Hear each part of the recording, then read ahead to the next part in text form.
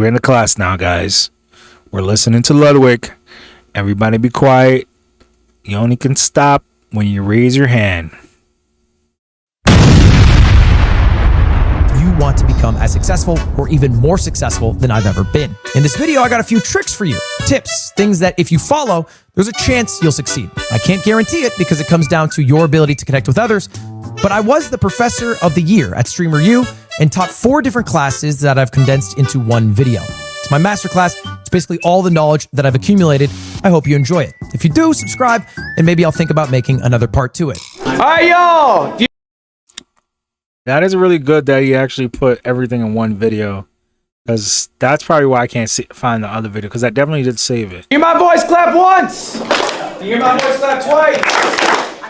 Yo, welcome to my course today. It's called How to Get Lucky. I realize this has a bit of a sexual innuendo. It is not sexual, but I truly believe to be a successful streamer, you need to get lucky. I think every streamer has had a moment they can refer to where they got lucky. But it's about capitalizing on that luck, being prepared for when that luck strikes, all right? So here it is. This is my first question I had for y'all. Did anyone have a thought on it? Please. I don't think it's like a grand factor of becoming successful, but I do think in order to be successful, you have to have that mindset of like, oh, I want to be successful, and that's the drive. As long as you have your eyes on the goal, your drive is unstoppable. Marlon? Well, I do think that's the first step to being successful, you know what I'm saying? But then on top of that, I think, hard work, discipline, all this stuff, if you don't have that, I don't think you'll be so successful at all. You know? Yeah, I think you guys are nailing it on the head. I don't think we got to go more, because it is absolutely true that belief alone is not enough. All right, what you need is belief, but you also need all those other factors. The most important thing I want you to take away from this class is that you need to be delusional. All right? Right. I agree. You got to be delusional about anything that you want to make happen. You have to be kind of crazy, I would say. You got to be. You have to believe. You know what I'm saying? Amen. 100%. I always say that. Delusional. Are already amazing at this. All right, you are all delusional enough to have applied to Streamer U and thought that you would get picked to get in. You are all delusional enough to be hitting the go live button, which is in it of itself an act of ego, right? People should be watching me, not other people. So you're a little delusional in that sense. It is a perfect thing if you're going to be a successful streamer. You have to be delusional. It's not a teachable skill. That is a skill that you either have intrinsically, maybe confidence you grew up with. So congratulations, you all have that. And I have some more congratulations for you. I got some good news for you all today. You know what's so funny? I can see colleges reaching out to Ludwig to become professor in school to teach people how to be streamers or how to be content creators. Because streaming is just like one thing, but a content creator is like, you can be a content creator for TikTok, YouTube, IG, Facebook, everything, you know? And all right, the class is called How to Get Lucky. A little background for y'all on who I am. I am Professor L, all right? If you don't know me, Streamer of the Year. What was that? That was Bonnie right there. So uncalled for. What was that? Extremely uncalled for. No, chat was saying loser, and I was like, loser? What are you talking Bonnie, about? everyone gets one? 2, you're out. Professor L, Streamer of the Year 2021. Bonnie, do you have one? Oh, shit. Content Creator of the Year 2022. You got one? Oh, shit. Okay, that's what I thought. Top 50 Super Smash Brothers player. I'm a Red Bull athlete. 6th most sub streamer of all time. Engaged to a bad bitch. Fluent Chinese, Japanese, other languages. And I'm 31 years old. I'm probably... Show of hands. Anyone older than me in this room? There we go. I got great news for you all. These are important facts. Keep in mind. 92% of streamers do not go live a second time. That's real sad. 92% of people will go live once and they will never go live again. To be in the top 1%, all you need is 20 viewers. That is the top 1% on Twitch for streaming. All right? You are already in the top 1%. And of the 1 million students who have applied, you guys made it in. Round of applause for yourselves. And just by show of hands, who's in the top 1% on Twitch? All of us. Okay? All right, that's pretty good. So we're doing well. All right, everyone. You know what's so funny? There's a lot of successful streamers already in that classroom. And it's all about educating yourself on how to be better in anything in life. But that's fire. 20 people in the chat.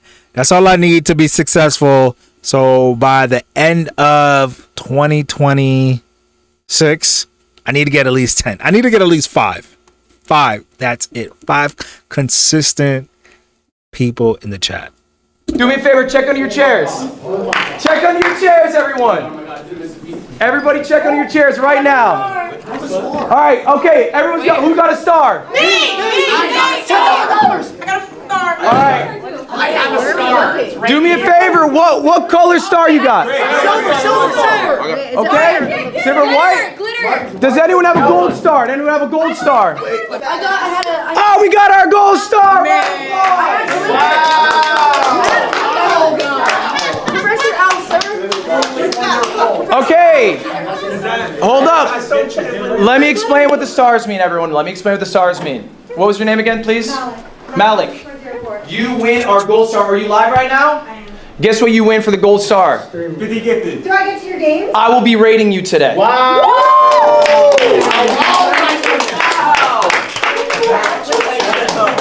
Now, guys, what did Malik do to earn that gold star? Got lucky!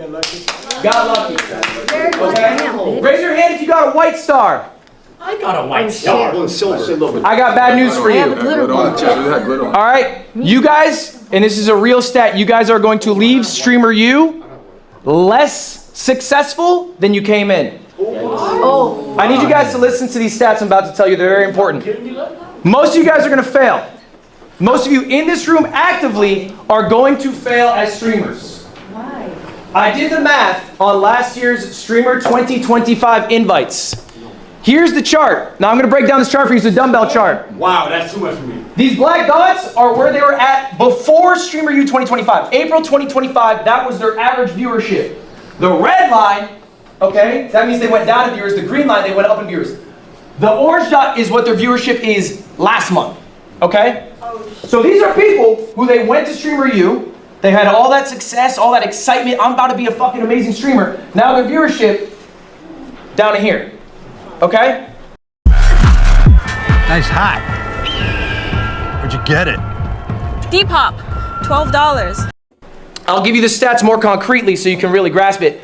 The average viewership of all the streamers who participated in Streamer U 2025 is down 287 viewers. Wow. They have lost viewers year over year. Wow. Now obviously that's outweighed by people with larger streams. Okay, they have much more of an impact. The median streamer, all right, the median, we know what the median is, right? You slash both ends so you get the person in the middle. All right, the median viewers, all you need to know, has gained 4 viewers before and after Streamer U. Okay? This is you.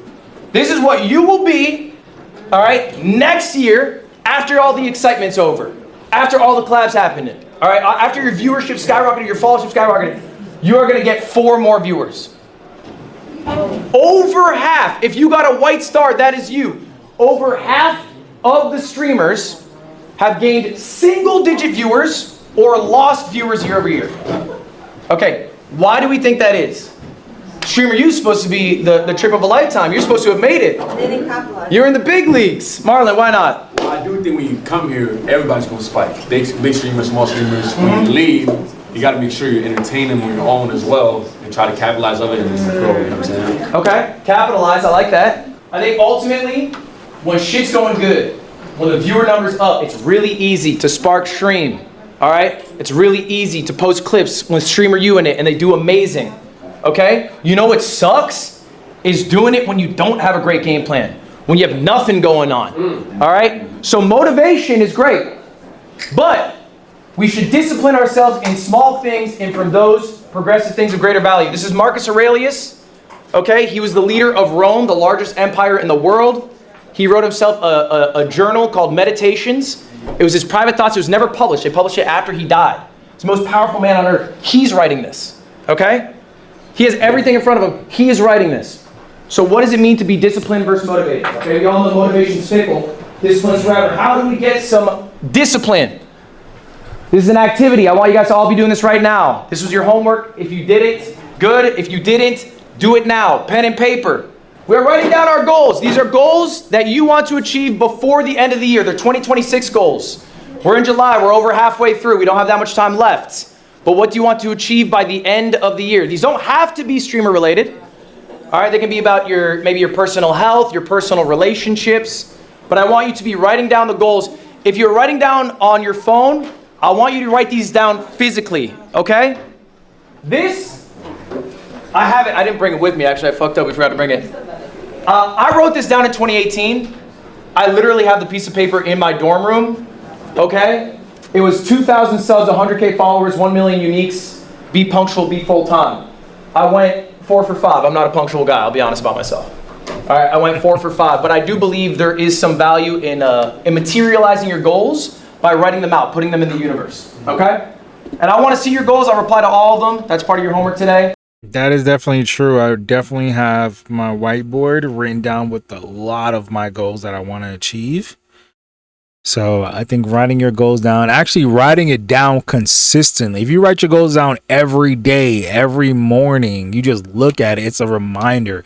My whiteboard is right there as a reminder of the things that I got to do and the things that I got to go after every single day. Even if I'm not even if I may miss a day and not write something down, I still tell myself just glance at the board, be consistent. So that's very important. That's why he said to write it down and not just put it in your phone. Because sometimes you could tend to put something in your phone and you may not even remember to look back at it. But ultimately, motivation is fleeting. Discipline, okay, is what will help you be a successful whatever you want to be in the future. And goals can help you be accountable. Okay, make the goals achievable, but also something that you're shooting for. Next up, we're going to talk about schedule. All right, this is important. When I first went full-time streaming, I did what probably a lot of you maybe do right now. I went live when I woke up. I went to bed when I was tired. I woke up whenever I woke up. And I sort of did that on repeat, but you probably have recognized, maybe some of you who have started full-time streaming from a regular job, schedule kind of helps. It helps make sure you wake up at similar times, get similar sunlight, you eat correctly, you're working out correctly. And I don't think people think enough about streamer schedules. They just think about, when can I spark? How long can I be live? And I think a lot of you right now, who's doing 24/7 here? Okay. Now this is fine. Look, it's Streamer U. It's a rare event. You're capitalizing on it. Okay? But let's get a good schedule when we get back. I'm going to tell you this is my ideal schedule. This is what I try to do day to day, at least when I go live. I wake up 9:30. The first thing I do, first 4 hours of my day, it's meetings. I do some podcasts. I eat right. I do at least 5K steps. It's just starting my day off. Okay. Next up, 1 p.m. This is probably one of the most important parts of my day. It's me time. I'm looking at people's streams. I'm ideating what I'm going to do on stream that day. That's it. I got nothing else on the plate. It's eat, ideate. I watch Twitch. That's it. 4 p.m. Usually about when I go live. I don't go live for more than 4 to 6 hours. And we're going to talk about that in a little bit why that's I think a good amount of time for you guys to go live for. But I'll do whatever segments I had come up with in my ideation process and then decompress, hang out with my fiance, eat dinner, chill, and then I try to hit a similar bedtime every day. This is going to be another homework assignment for y'all. This one you guys don't need to show to me, but I want you to create an ideal schedule for yourselves for when you guys get back from Streamer U. What is the life you want to lead? Okay, write it down for yourself. You can make your life really easy if you just follow the script that you give yourself. Another important thing, take days off. I think a lot of you guys don't want to take days off. I think a lot of you guys feel this pull to keep going. You are human. You are fallible. Give yourself the best opportunity to succeed in 5 years. People underestimate what they can do in 5 years. They overestimate what they can do in 1 year, okay? So if you give yourself a little rest, you'll be a lot more successful in the long term. Are you trying to be a streamer for a year and burn out and then be like, oh, I can't deal with content creation? Or are you trying to do it, I'm on year 8, okay? Yeah. And you never seen a tweet out of me going, oh man, I'm so fucking tired doing this. Because I take time off. I go to Dodgers games, I hang out with my fiance, I do whatever. But I think time off is important. That shit actually matters. It will help you in the long run. It will also help you be a more well-rounded individual. People who stream every day, they become rotted individuals. All right? I think experiencing life makes you a better streamer, makes you a more well-rounded person. This also matters. Do we have a question on that? The new Auto-Tune 2026 has been in the gym. Because this version runs lighter, everything stays responsive. Did you start taking days off once you made it big, or when you were still small? All right, guys, hold on. That's a good question. Did I take days off when I was making it big? Okay, look, it's true that when the number's going up, it is really exciting to ride that wave and do as much as you can to keep it going. It's like what you guys are doing currently with Streamer University. I gotta go live every day. Okay, that's fine. I think it's okay for short periods of time to do that, but make it a short period of time. Recognize, hey, I'm catching this wave. I'm gonna take some time for myself after, all right, to catch up on the life that I haven't been leading because I've been so focused on work. It's really easy for streamers to fall in the trap. You know the trope of like the working husband, barely knows his wife, barely knows his kids, works every day? Streamers do that to themselves all the time. So many streamers have amazing relationships online, offline. They barely talk to the people they stream with. They have no personality. They give everything to their creation, and then they're a husk of themselves. In 10 years, you will not be hearing about them. I promise you that. Yeah. All right. Who's your GOAT? Let's talk about the burnout. And I think that's also what has happened to me a couple times. It'll just be a week of like me just doing things, especially that I work so much. And then it's coming time for me to like do something else. And I just don't want to do anything. I just literally want to lay in my bed and rot like a tomato, like, you know? So I think he's very correct. It's time. I need that's why scheduling is like so important, especially for me. Like, you know, I work a lot. So scheduling my streams out and will be also helpful for me as well. And on top of that, I've used the Marlin method where it's just like 3 hours, day off for clips and editing, another 3 hours, day off, clip and editing. I think that's like actually the best schedule for me. There's another homework assignment. I need you guys to be writing down who your streaming GOATs are. Now for this specifically, all right, it is important for you to study what you are passionate about, okay? You cannot be a streamer if you do not watch streams. It just doesn't work. You don't actually care about the medium. Maybe you just like the idea of being big and successful. Maybe you like the idea of being rich. You'll just never be successful if those are your reasons. You have to truly love streaming to be a big streamer, all right? So what does it mean when I say who's your GOAT? I need you to find streamers in the niche you are in, okay? If you are doing sports, don't put down, you know, Jeffree Star as your GOAT or whatever. Try to make it somebody who's in the same sphere as you, all right? So for example, look, everyone knows Anthony Edwards? All right, Anthony Edwards often says he's inspired by KD. KD, talk to him in an interview, he says he's inspired by Kobe. Kobe obviously inspired by Michael Jordan. Most of you probably don't know who David Thompson is. Okay, that's the domino piece that started it all. He inspired Michael Jordan to be the player he is. We stand on the shoulders of giants. Respect these giants. Study your GOATs. I'm gonna give you a few examples of people who I like right now. And so when I ask you to write down these GOATs for this homework assignment, I want you to write down 3 people and why. What about their content do you find so alluring? So I'm gonna give you examples so you can do this easier. Joe Bart, king of the content funnel. We'll talk about the content funnel a bit later. Okay? RDC, yes. They're probably kings of authenticity in streaming. And I think authenticity is what audiences really enjoy, right? Especially because there's such like a Mr. Beastification, you know, of like big grand events or whatever. People like authenticity, a friend group who are actual real life friends. You can't get much better than that. And then KDB, she's funnier than I'll ever be. So honestly, I'll watch funny people to hopefully pick up a thing or two. So anyway, that's an example of a few GOATs. I need you guys for your homework. All right, this is it. All right, there's 3 things. I'm only checking for 2. First one, I need your goals, at least 3 for the end of the year. I need you to think about the schedule. I don't need to see what your schedule is, but start thinking of an ideal schedule.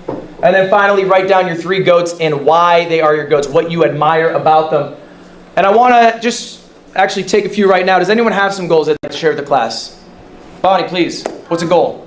Like lose my imposter syndrome, because I do struggle with that a little bit.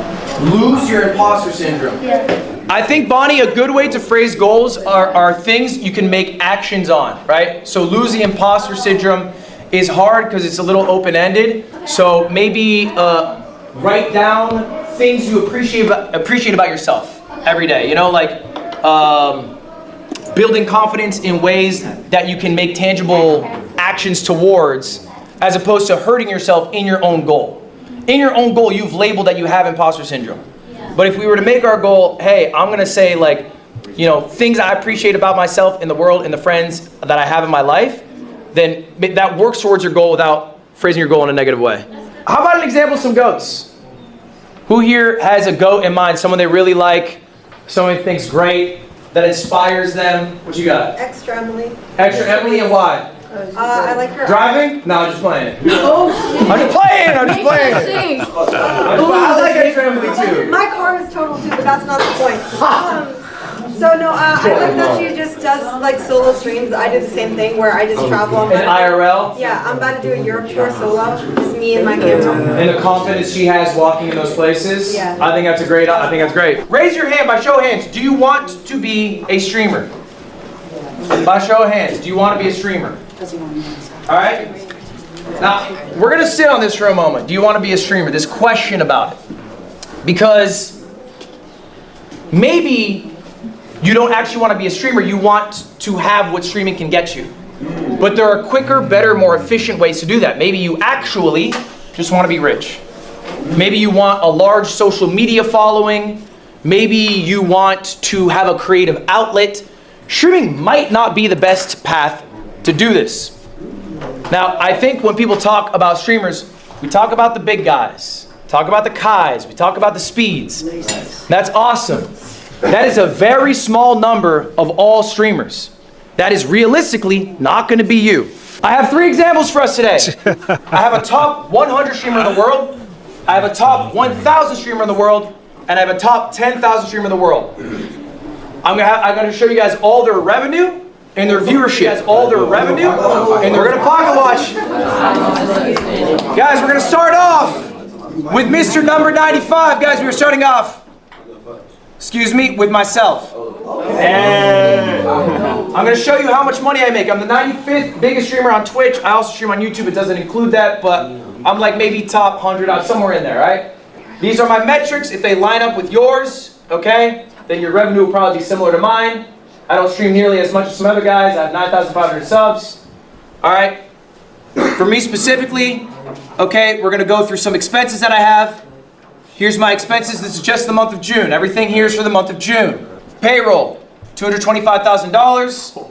That is for the 15 employees that I have. Next, travel, $55,000. That's a higher number than normal. I ran an event. I had to fly a bunch of streamers out. That's that travel expense. Next up, events. That is the production of the event. Nice. Next, marketing. Again, similar for the event. It's another $10,000. Final total for the month of June is just the expenses. What I spent, $359,000. Wow. This was just for the month of June. Yes. All right. Now's the fun part, guys. Now's the fun part. How much do you get to make? How much do you get to make, y'all? All right, this was the event that I did, by the way. That's why some of the costs were higher. The payroll's normal. I did an event called MCSR Ranked World Championships. It's a Minecraft speedrunning event. Anyway, let's talk about how much I made. How did I pay for all of that? We're here for our convertible. How about an SUV? Want to get out of here? Where are those trucks? We're right here. Whatever it is, we're here for it.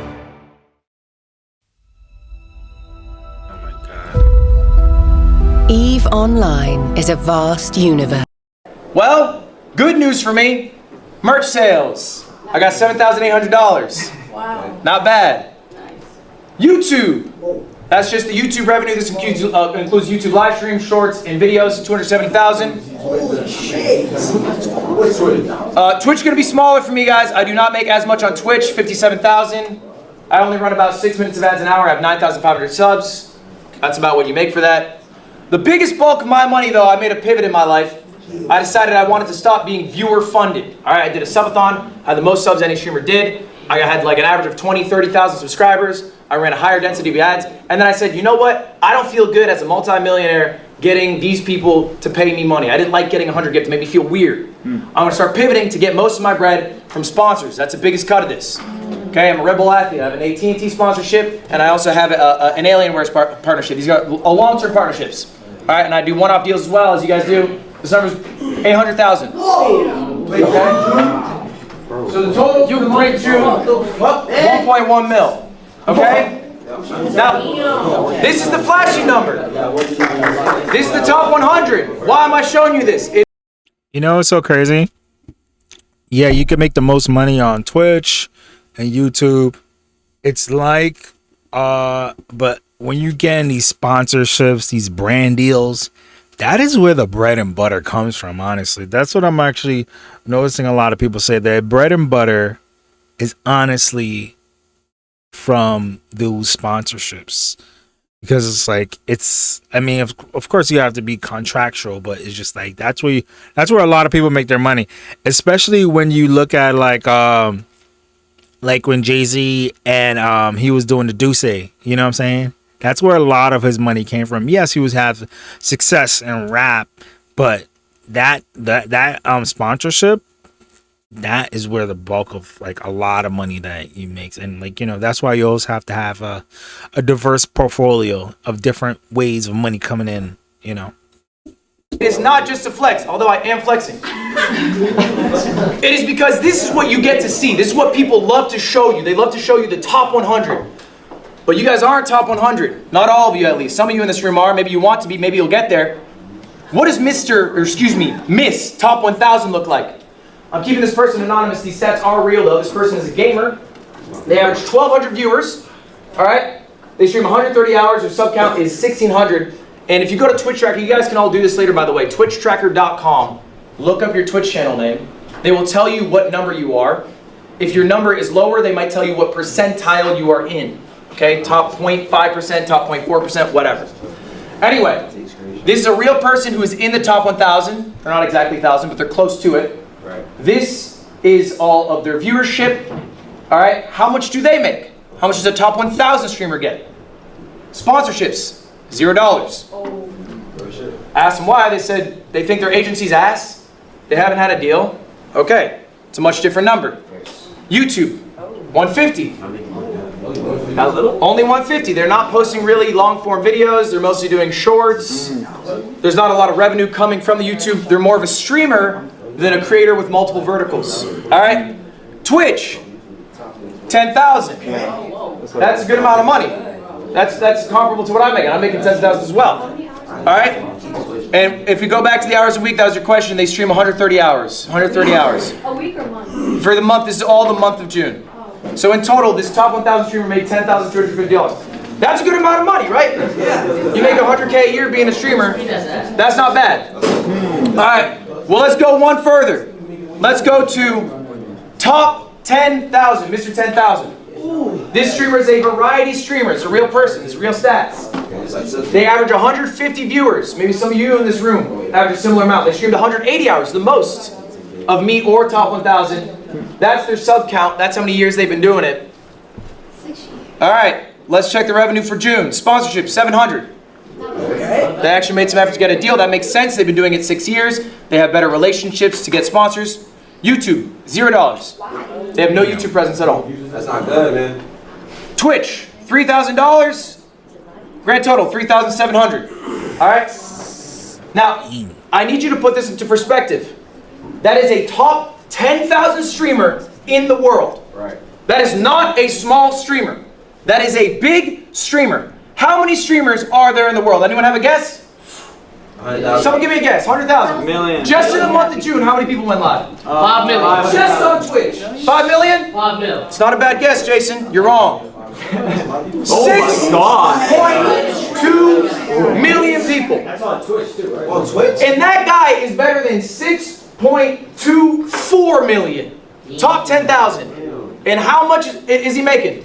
3,700. 3,000. They're making about 40K a year, right? Roughly 40K a year. And that's top 10,000 in the world. Okay? The numbers aren't wrong. People trick you. They say stream makes a lot of money. It does. Right. For me. But this whole streaming system is rich gets richer. The top makes a fuck ton. When a sponsor wants to do a deal, are they going to small streamers? No. They're trying to hit up iShow Speed. Then they go, that's out of our budget. Then they go down the list. They go down the list until eventually they're stuck with me. All right? So I just need you guys to internalize this. I'm going to ask you one more time. Do you want to be a streamer? Are you happy with the lifestyle? Let's say for the rest of your life, you are a streamer who's the 10,000th biggest streamer in the world. That is a successful streamer. You're making 4K a month. All right? Are you happy with that?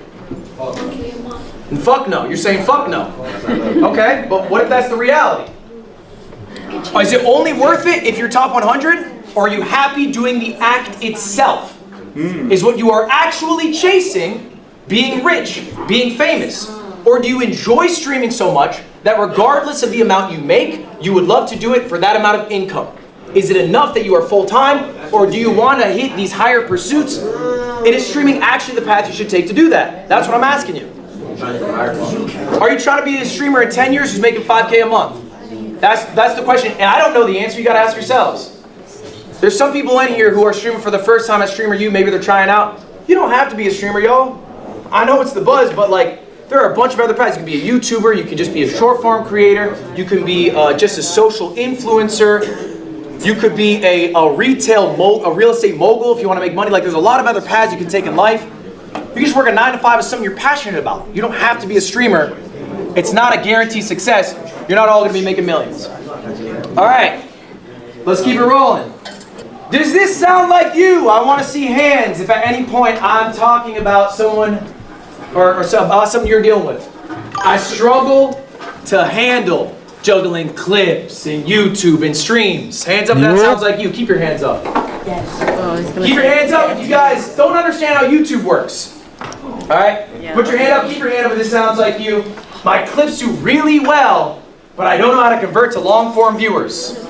I should see more hands up because I looked. 9 of the people in this class, I looked at you guys. You're averaging around maybe 100 to 300 viewers. Your clips are banging. You guys have hundreds of thousands of followers on Instagram. You got millions of views. You got more views than me on your clips, but they're not converting.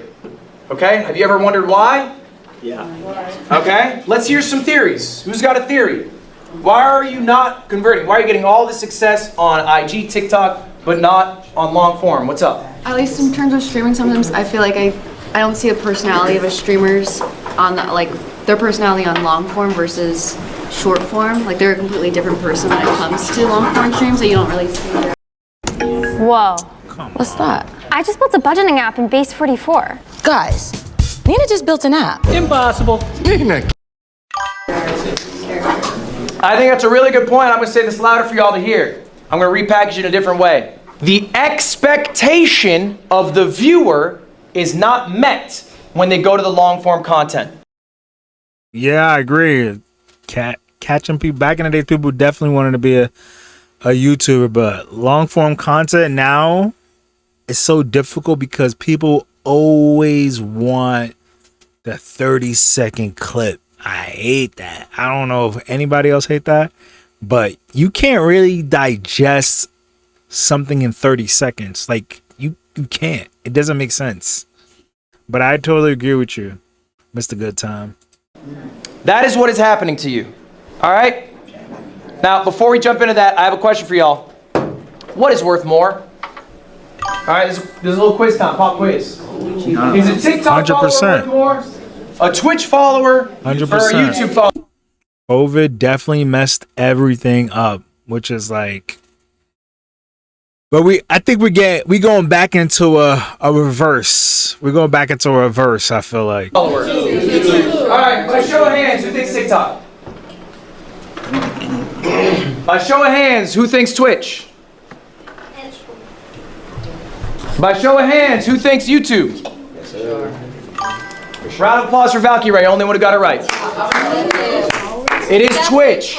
I think if you were to have 10,000 followers on TikTok, 10,000 followers on Twitch, and 10,000 followers on YouTube, you'd be making more money as the Twitch streamer. Okay? And ultimately, the reason why is the viewer buy-in. A viewer is going to be much more engaged as a Twitch follower than a TikTok follower. If you think about a TikTok follower, that's pretty straightforward. If they watch every single TikTok you post, they probably see 30 minutes of your face in a month. Total. Alright? A YouTube viewer, how much are they seeing of your face in a month?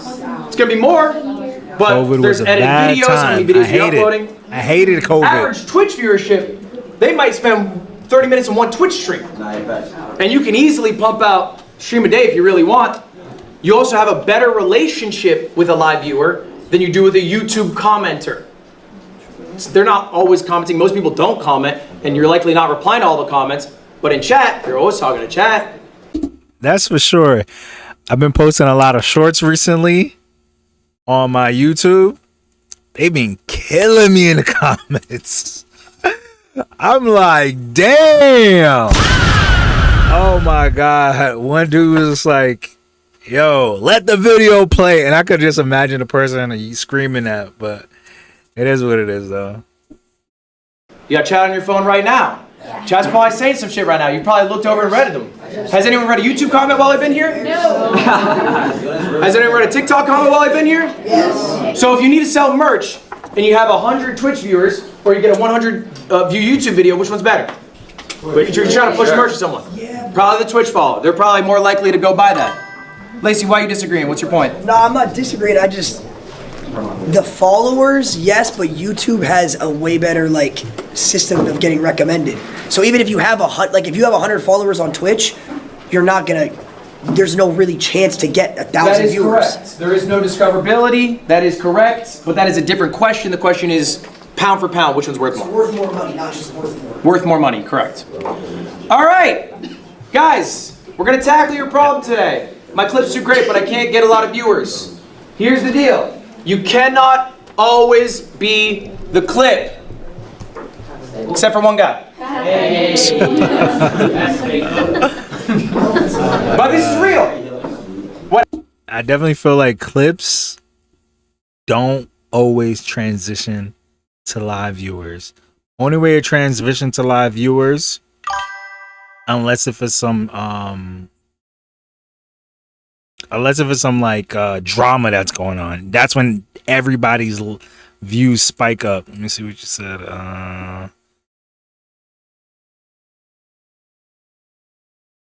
Oh yeah.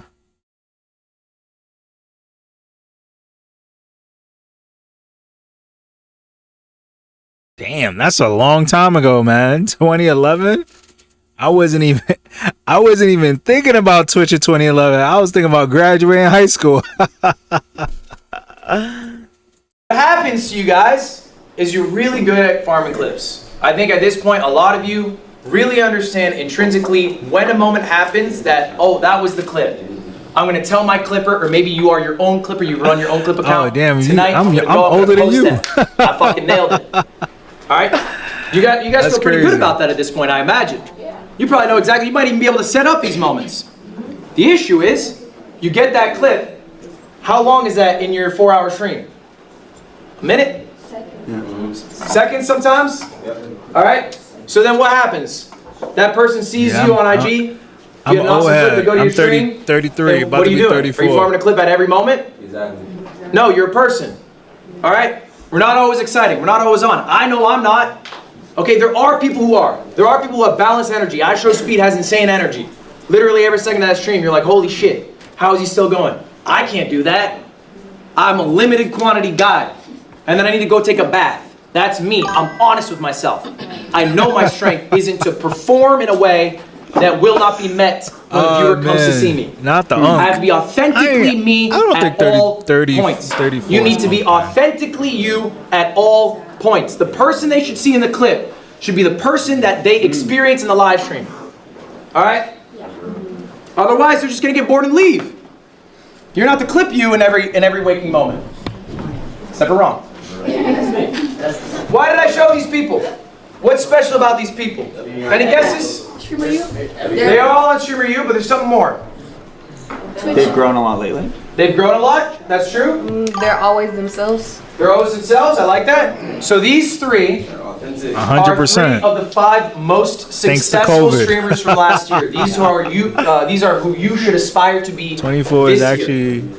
All right. I remember when, These people have all increased. I remember when people used to say they're 34, they used to look old. Now you say you're 34, people's looking younger. I'm telling you, like 5,000 average viewers. They all went in with hundreds. They now have 1,000 viewers. Okay, they're now doing amazing. Okay, I think they all have different strengths. We're gonna go all through one by one. What did Tota do at Streamer U? Built probably the strongest relationships of anyone at that event. That was able to get him, friends with Kai, friends with Ray, and Mafia-Thon 3. Okay. To build a foundation, but build relationships with people here. Okay? Arky, I think, is one of the kings of authenticity. Arky wears his heart on his sleeve. It is obvious to everyone who's with him and everyone who watches him. So what you get in the clip is what you get when you hang out with him in real life. It's what you get when you watch him online. He's the same guy. Yeah, I think that's the kind of like me. I can't give that over the top energy unless if I'm drunk on my ass, but it's just a fun Cheney, not like no crazy toxic stuff. Yano, probably one of the nicest motherfuckers I've ever met, and she's always like that. It's crazy. I expect her to break at some point. She never breaks. Ultimately, guys, look, what I really want you to take away from this is it's all right to farm a clip, but you should be farming it as you.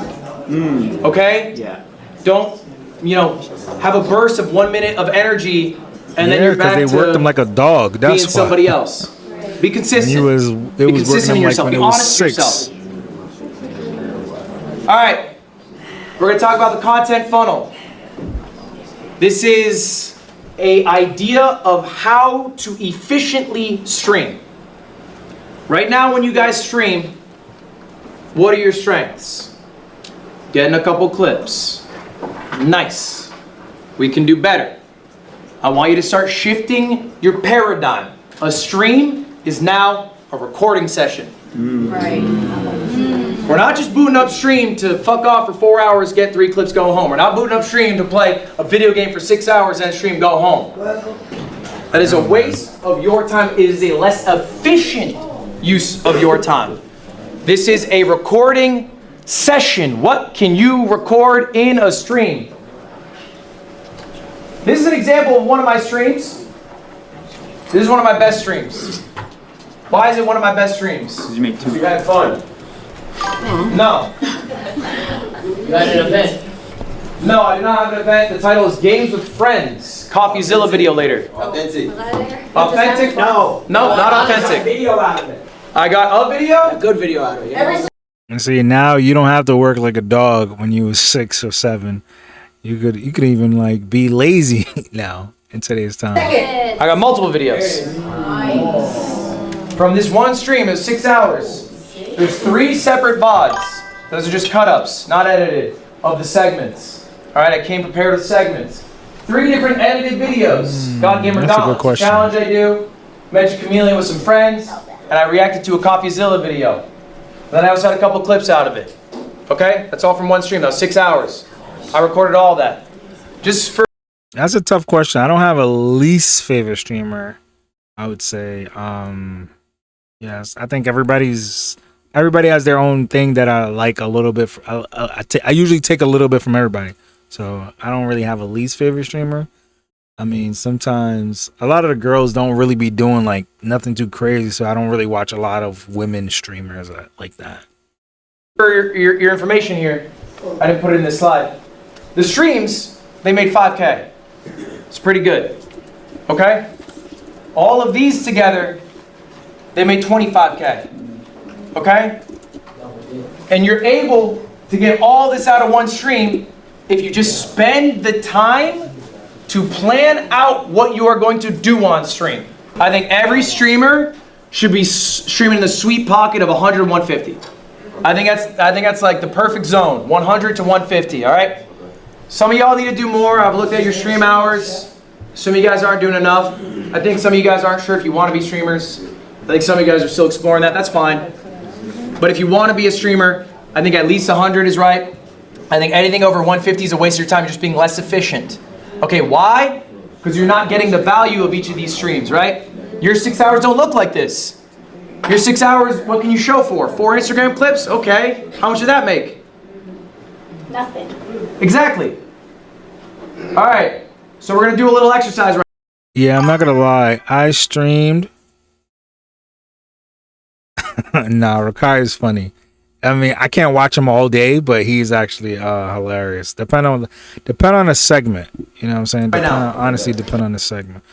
But I say, like, I've kind of followed Lugwit's method by streaming for between like 3 to 4 hours.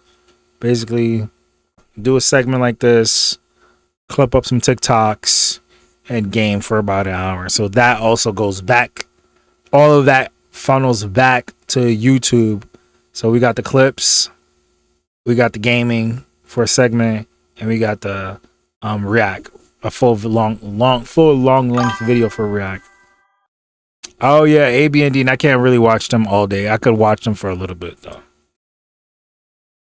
And this is an exercise you guys should be doing every single day. Let me say that again.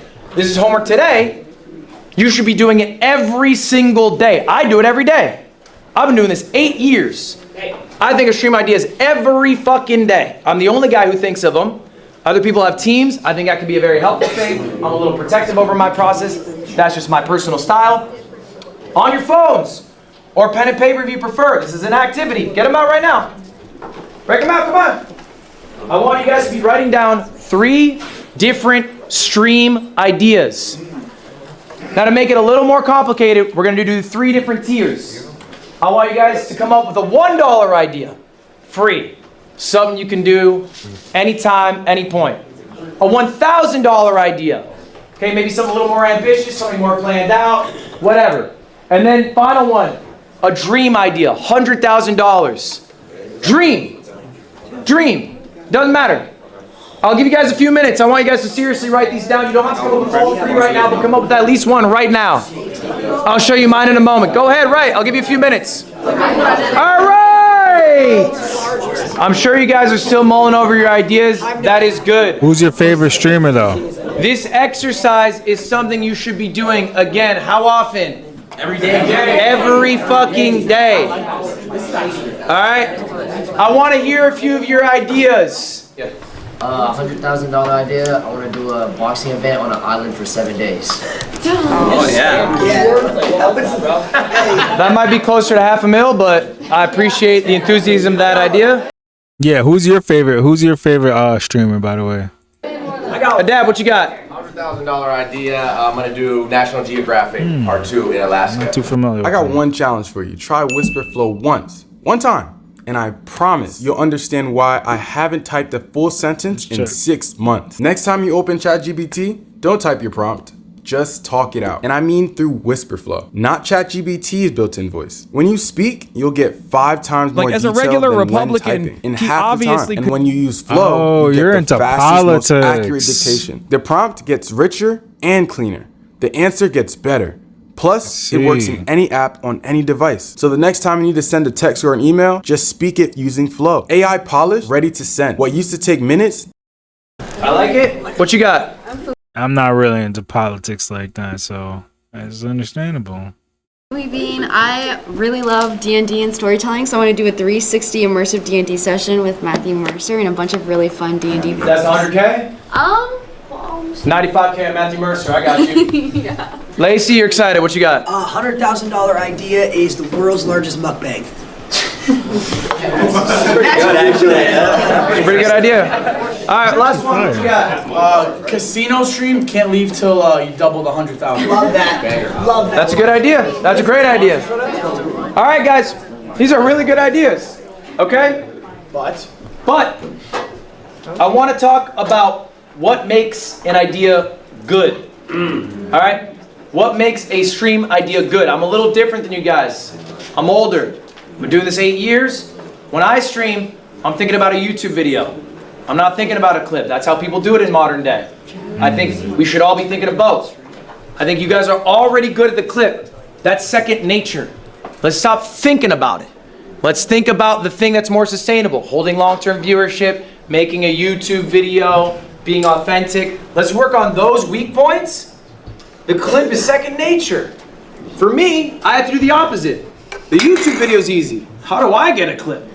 I'm 30 fucking one. I don't know what to do. That's not that's where you're going. It's practice. It takes time. So anyway, I'm going to go through a couple of my ideas here, and then we're going to talk about what makes an idea good. This is one idea here. This is a thumbnail for it. It's called Bro v Bro. I stole it. A lot of people stole this idea. It's a good fucking idea. Great idea. It's basically me versus another creator, finding out who the better gamer is. We do a best of 7, competing in a variety of video games. Alright, I've been doing this for years now. I know it's a good idea because Ron stole it, Jason stole it, Jinxie stole it. One note on that. When someone steals your idea, congrats, you did well. Do not feel bad about it. Do not be bitter about it. Do not reach out to them about it. It is okay. And here's ultimately the truth. Someone who steals an idea makes you their ceiling. They will not be bigger than you until they do shit better than you. And if all they're doing is mimicking you, then I promise you, they will never surpass you. This is $1,000. This is an older one. It's called an Amazon stream. Stole that shit. I gave my chat $1,000, and Ron is right. This is a stream that Soda Poppin' did initially. OG streamer Soda Poppin'. I took the idea. The only thing I twisted is I gave my chat an exact amount they could spend, and then a time limit to spend it in. So there's a little bit of stress on chat's behalf. I've done this stream, I'm not shitting you, probably a dozen times.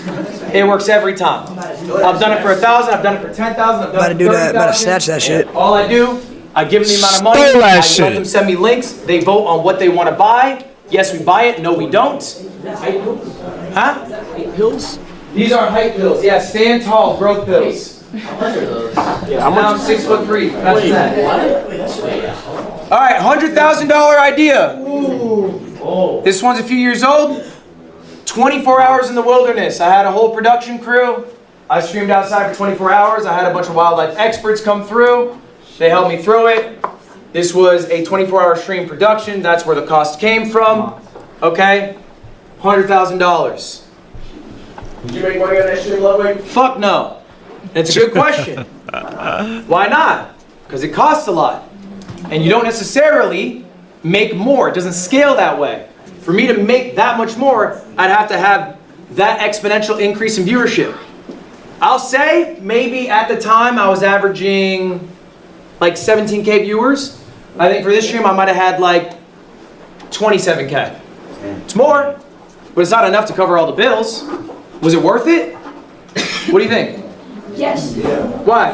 I think now you have the case study of what that much money turns over for content.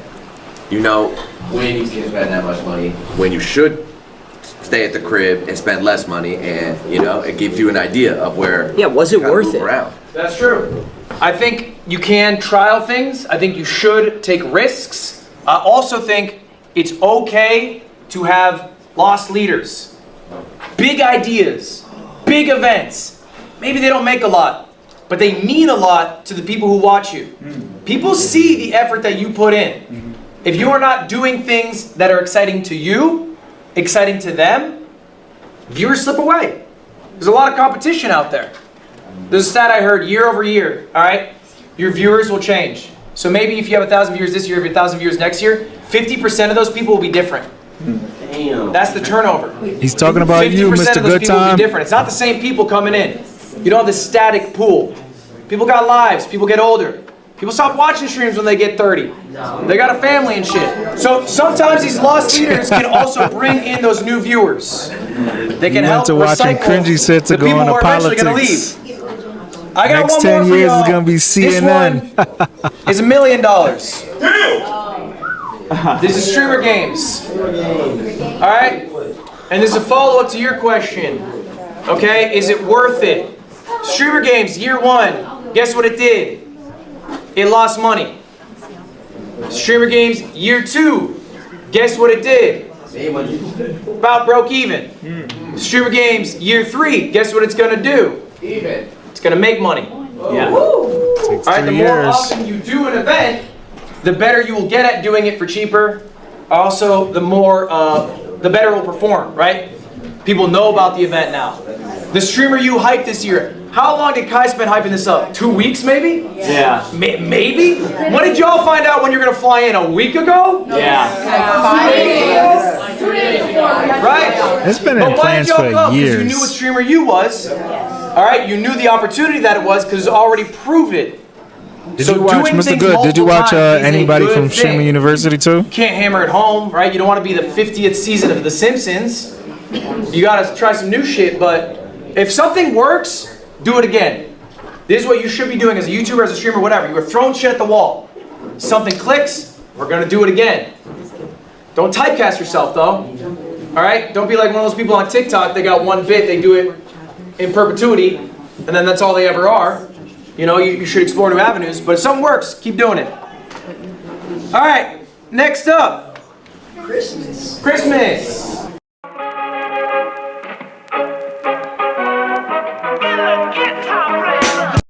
This is something that I've thought about a lot, that helps me a lot, that I'm just, maybe will help some of you. Do you guys remember being at school? For some of you, it's not that long ago. And you're fucking sick of school, but Christmas is around the corner. And that's exciting. That brings you there, pulls you, it literally pulls you through the last week, month of school, whatever, because you're excited to get to Christmas. I don't know who Juicy Jacob is, but I know who As a everybody creator is. myself, I just actually I found can out get about. very tired I just found out about Ludwig. of the monotony. I have a strict schedule I adhere to. I go live X amount of days. I farm XYZ YouTube videos. You do that for 8 years, it gets boring. So what keeps me going is Christmas. I make myself a Christmas. For me, I never personally, watched her it is on a big event. Disney Channel at all. Something I'm really excited to do. I have Streamer Games in 2 weeks. I'm excited to do that. So I know, okay, I gotta get all my ducks in a row. Gotta get my YouTube videos out, I gotta get my streams out, I got Christmas coming up. All right, first part of the year, I do this event called Tip to Tip, a motorcycle around the world, my friend Michael Reeves. That is Christmas, I'm so excited to do that. But I know I gotta do my work, okay, before, to get to that. Make yourself a Christmas. It can be whatever. Something you're excited to do. Maybe it is a big streamed event. Maybe it is a YouTube video recording. Maybe it's a vacation. That's fine. But make yourself a Christmas so that you can look forward to, you can get through the day-to-day of life. Next up. This is the number one lesson. This is something I can't teach you. Be different. I can't tell you the playbook for how to be successful exiting Streamer U. Because if I did, you would all use it and it wouldn't be successful. Someone here is going to rise above the rest. Someone here is going to offer viewers something unique that other people aren't offering. I'm a small streamer making a cozy environment. Okay, I've seen that. Maybe that's fine, maybe you're happy with that. That's not gonna be the person who's the number one streamer come out of here. I'm loud. I like being the center of attention. That was Suburb Baby. We have enough of that. You are not gonna be the number one streamer coming out of here. So what are you doing to be different? What are you doing that people are drawn to? This is tough, this is intrinsic, this is personal. I cannot tell you what it is, but ultimately whoever is successful will do this. Dean Sinat. I'm just here to look around. Guys, we have about 5 minutes left in class. I appreciate you all being very attentive. At this point, I will open it up. Does anyone have any questions for me? This is the last time that we will be meeting. So if you have anything for me, let's get it out now. Hands up. What you got? When's the time that you've almost quit streaming or content creation? It's a good question. What's the time I almost quit streaming? It was early in my career. I was a part-time employee at a vape company. I was head of marketing. I didn't smoke vapes, I lied on my resume. After, I would go home, I would stream. Work stream was a lot. But I really love streaming. Here's the crazy thing. I had the best stream I had ever had. I averaged 1,000 viewers. The next day, I almost quit. Because I knew the number that would show up would be smaller. And that ate at me. I lied down in my closet for 4 hours instead of going live that day. This is something that you guys might deal with. Okay, maybe it's imposter syndrome, maybe it is just paralyzation. Okay? Here's what I realized. Streaming is an impermanent thing. What you did last stream doesn't fucking matter. You know what people care about is the next stream. And you know what you want people to care about? You. Okay? So if the last stream was shit, who cares? If the last stream was the greatest stream that ever happened, who cares? Stream review's going great. You know what they're going to say on Twitter in a month about Kai if he doesn't go live? When's the next stream, Kai? Spark up. We want to see something. What you got for us? They don't care that he put in all this work anymore. What's next? And so that's what pushed me. Yo, here my boys, clap once. I totally agree. I had that one great stream where I streamed and I had 100 people there, which I should have been. You know, it clipped me and I haven't gotten there back, but I will definitely be at 100 viewers. Here my boys, clap twice. Guys, the median viewership change year over year was 4 viewers, guys. Okay? So what can we do? Where can we get some control? We can start working on things maybe we're not good at. And I think almost every single one of you in this room, basically without exception, sick of paying for hours you aren't even sure your team actually worked? See this little sticker tag from Connect Team? It's gonna save you sucks at YouTube. That's true. Let's be honest with ourselves. Raise your hand if you think you suck at YouTube. I looked through almost all your channels, guys. Wait, dead at? I looked through all your channels. I'm not saying all of you are bad at YouTube, but in general, I think this is the biggest hole. I think as creators, okay, you guys feel very confident live streaming. That's the thing we do. We're streamers. You feel very confident maybe with clips, Instagram, okay, that's social media stuff. That's what we're good at. I can see you guys. You guys are really good at that, by the way. You guys are much better than I have ever been or ever will be at the Instagram, the short form game. I genuinely think you are amazing at it. I think long form is where there is a struggle, okay? And it's different levels, all right? We need to be honest with ourselves here. But here's the question. Do you guys agree with me? Let's show hands. Do you think it is valuable to be good at YouTube? Yes. Extremely. We all agree with it. Okay. 100%. Why? Anyone have a guess? Why? Because when you bring short form into your YouTube, you're like a TV show, you're like an episode, people have more screen time of showing the content. Yeah, but you can just do it on Instagram. Why YouTube? That's all we all grew up with, YouTube. Okay. So add it all together, that YouTube is the #1 thing. You've got to get YouTube to get it everywhere else. It's so crazy. I don't even watch TV anymore. I just go straight to YouTube. And YouTube is like so amazing that anybody in the world will have YouTube. Like you go on Kick, the app might not work. You might be watching a video, it's shut down. But when you go on that YouTube, oh my God. I think Twitch is kind of doing it. It's very similar to YouTube as well, because they do have the Twitch app on television. On like every television. Because it's owned by Google, it has more longevity. Because it's owned by Google, it has more longevity, okay? Because people who watch YouTube are more likely to consume longer form content, which means they'd be better for watching streams. More likely to consume longer form content. That's an interesting idea. Yugi, what you got? YouTube has more, how do I say, like eyes. It's a bigger platform than I think Twitch is. Okay. Let's go through that, guys. These are the monthly active users. We're going to go through a few websites that are familiar to you. Kick, 64 million people every month. Log on to Kick. They'll watch a stream there. Twitch, 240 million. Okay, now we're cooking. Guys, YouTube in comparison. Billions. 2.6 billion. All right. Furthermore, it's not just monthly active users compared to streaming sites. It is the most watched thing on TV. Wow. It is I'm going to say that again. The most watched thing on TV is YouTube. Damn. The most watched. And it's only growing. Okay? So ultimately, what is the value of being successful on multiple different websites? It's to diversify yourself. If you are only successful on Twitch, what if your Twitch falls off? What if you get banned? What if Twitch, the website, ceases to exist? That can happen. It's not a permanent thing. It will not exist forever. Then what do you do? Same with Instagram, same with everything. The more diversification you have, the more successful you are on multiple platforms, the more safeguarded you are on potential downfalls. Website fall-offs, again, bans, personal fall-offs. Now here's a segment, I need you guys to be honest with yourselves right now. Because I looked through your channels.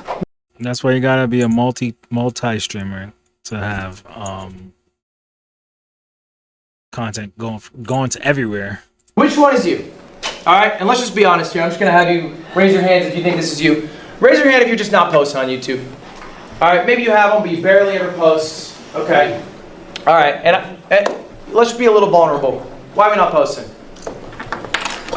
So it's like, it's hard for me sometimes to focus on my YouTube channel because it's like I see the way that other people edit their videos and I just don't necessarily make room or time for that because I always try to focus You want things to come out at a certain standard and you're not willing to post that under that standard and that standard? Not willing. I have too much stuff going on to make that happen because again, I go to college, I work, and I focus on streaming, so it's like I don't have the time to do it, but I try to make that time, then I end up getting sidetracked with other stuff. Okay.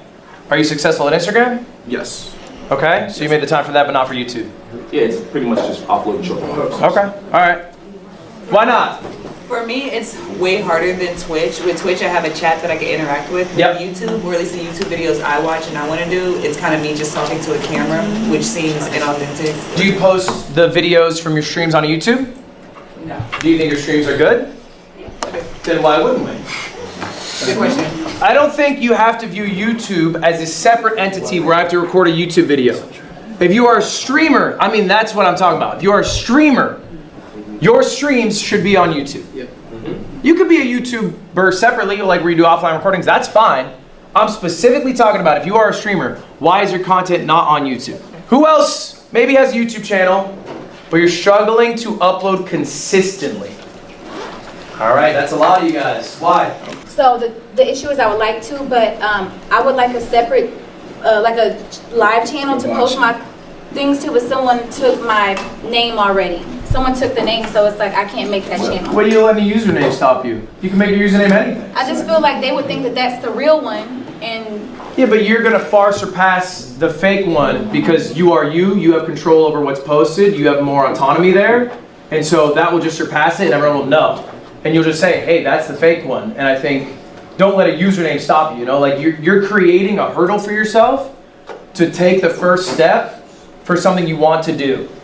For something that's really not a problem, ultimately. Okay. You know, like you could, PewDiePie's a dumbass name. Do you know what I'm saying? He's the biggest YouTuber in the world. It's a dumbass name. He made it when he was a kid. The name doesn't really matter, ultimately. Okay. You are what matters. Thank you. You got your hand up here, Budget? What you got? Yo, it's so interesting that these people have so many resources to upload a video and they're finding little excuses. So it's just like, it just goes to show sometimes like just being that consistent and, you know, because right after I'm done with my stream, especially if I do a live video game, I put it to YouTube, I put it in the category of live gaming. I do everything right after each other, you know, so I don't get lazy and stuff. My consistency comes because I get discouraged because I'll post like on Instagram or other platforms and then like go crazy, and I try to post the same thing on YouTube and it won't go crazy, so like I just stop posting and I just randomly try again. So that's where the consistency fuck up at. You need the validation of success to be able to continue to post. And you're putting your energy into where you're getting energy back. Yeah. I think that's valid. Okay. Can I break some news to you all right now? Yeah. Yes, sir. It is really easy to make content when the number's going up. Yeah, definitely. It feels so good to go live when you know the viewership's going to be higher. Yeah. It feels so good to post on IG when you know the clip's going to blow. So easy to post on YouTube when you know it's going to bang. You know what's hard? Doing it when the viewership is down. And let's go one step further. Next week, what's going to happen to all of you? We're all gonna fall off. All of us are gonna fall off. It's gonna happen. Guys, I have good news. I have good news. Everyone's gonna fall off. Kai Cenat is gonna fall off. No, watch your mouth. Don't say that shit. Watch your mouth. He's gonna fall off. Watch your mouth. You want me to shut my mouth? Name someone. Name a famous actor from 150 years ago. I'll wait. Morgan Freeman. From my He's still popping. Guys, Father Time is undefeated. There will be moments where you're rising up. There's going to be moments where you're falling off. If you want to get back to the moment where you're rising up, it's what you do in the moments where you're falling off. You got to stay consistent through the hard times, okay? So whatever excuses, hurdles, barriers you're putting in front of yourself. I can't get my channel name. I'm not getting the same views on a certain platform, or I'm not doing as well as I used to be. You have to get over those hurdles because no one else cares. They just want you to output. And if you don't, then you're never going to succeed on that platform. I promise you that. So guys, I have good news for you all. I got the cheat code. I can tell you exactly how to be successful at YouTube. Why? Because I'm old. When I started out, we didn't have short form content. There was no clip farmers. So for me to grow as a streamer, I had to grow as a YouTuber. And I think growing on YouTube is genuinely easier than growing on Twitch. Really? There's no discoverability on Twitch. YouTube is a scientific game. It is not about how enigmatic your personality is. It is not about the connections you have. It's about how well you understand how the website works. And if you put the time into study, you will reap the rewards. I promise you that. So guys, what is the #1 skill that you need to learn to become a great YouTuber? The #1 skill. You gonna be good? Yeah, what you got? #1 skill to be very good at YouTube is to upload and get better every upload. Wrong. Flacco, what you got? Edit. Wrong. Oh, shit. What you got? Consistency. Wrong. I was gonna say Navan, the #1 rated business travel platform, lets your team book work travel in one place. Flights, hotels, cars, while staying within budget and earn. Yugi. Thumbnails. Close. Go further. Go further. Titles. Title. And? Length. Package. Clickbait. Oh. What you say? Hold up. Packaging. Everyone listening to what you say. Packaging. Bam! My nigga. Nah, you got that for that. That was tough. That was tough. Guys, YouTube, unfortunately, or maybe fortunately, depending on your view of it, is not a platform for artists. It is not a platform for creatives. It is a platform for marketers. Okay. And you have always heard, I'm sure, if you watch other YouTubers say, man, I wish I didn't have to, bend over for the algorithm. I wish I didn't have to package my videos for the algorithm. But they do. All of them do. Okay? It is necessary to succeed on the website. So let's start about the first thing that people see when they go on YouTube. Let's talk about thumbnails. This is a pretty simple question. Which thumbnail is better? If you think the one on the right is better, raise your hand. Left. Wait, which Oh, one? my bad. The one on the left, yellow jackets. If you think yellow's better, raise your hand. Who thinks yellow's better? Who thinks yellow's better? We got 3. Jason, Suki, Pudgy, is that it? Okay. Who thinks right is better? Okay, interesting. That is very interesting. Why? Just the facial expression and it's like action going on in the thumbnail. Okay, and that's why you think the right one's better? Yeah. Congratulations to you all. And by you all, I mean you 3. Fuck. This is an objective measurement about what is better. This is not a subjective question. This is an A/B thumbnail test that I did. YouTube has this feature. You can upload multiple thumbnails. They'll give them out to viewers. All right, this is built in. You should have it on your YouTube page as well. And they'll show you which one people are more likely to click. And you can see the one on the left, all right, is overwhelmingly more successful at converting clicks than the one on the right. This is objective. It's not a subjective measurement. Do you guys know who Michael Reeves is? Yeah. Michael Reeves is one of the best YouTubers, I think. He's a robotics YouTuber. He has a little test. I'm going to teach you guys a secret. It's Michael Reeves' secret. You're the only people who know about it. I definitely didn't know that. I know that they do recommend specific thumbnails, but I didn't know that there's a feature like that. I definitely got to do my research on that. This outside of myself and Michael Reeves. Congratulations. You get to find out. All right. The Michael Reeves method. What Michael Reeves does is when he's debating what thumbnail Welcome to back, go with. Mr. Good. Welcome he back blurs to his eyes like this class. and looks at it. Oh shit. Why? Because when you're looking at a thumbnail on your phone, you're scrolling by really quickly. They're really small. So what does it look like without focusing on it? When you guys were on this one, you're talking about, oh, the jacket looks like this. The car in the back has... Those details aren't being picked up by viewer. You don't give a fuck when you're scrolling YouTube. Be honest about yourselves. You're scrolling for half a second. You squint your eyes. Which one looks better now? All right? Now you're like, okay, hold up. I understand the one on the left. Those stick out a little stronger. There's the one on the right's a little vague. What's that thing in the back? It's harder to see. It's a little more clear now. Jason, why do we have a question? What's up? What are your thoughts on AI thumbnails? I think AI thumbnails will be rejected by the viewers. And so what is your goal? To get people to watch your videos or not watch your videos? Watch your videos. Okay, so you can use AI thumbnails if you want to save money and get no viewers, but that's up to you. All right, guys, we're going to do a few more tests. Noted. And now we're going to use the Michael Reeves method. I'm going to show you 2 thumbnails. These come directly from Mr. Beast. I asked him for his A/B testing. You know what's so funny? I've seen a lot of people using AI thumbnails. So it's kind of making sense now that they're not doing that well. So there's going to be an objective correct answer.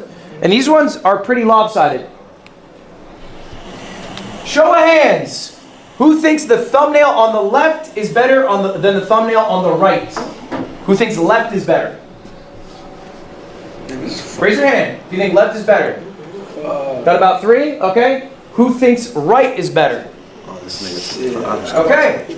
Correct answer. I fucking suck. Yeah. What? That's why I don't do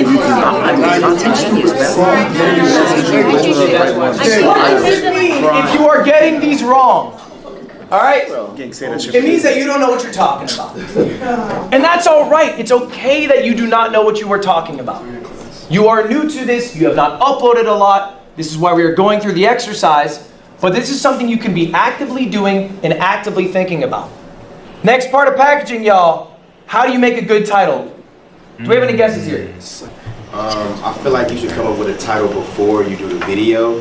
I think this is good. This has been said by other YouTubers as well. If you think of the title before, it helps every single part of the process. What do you have?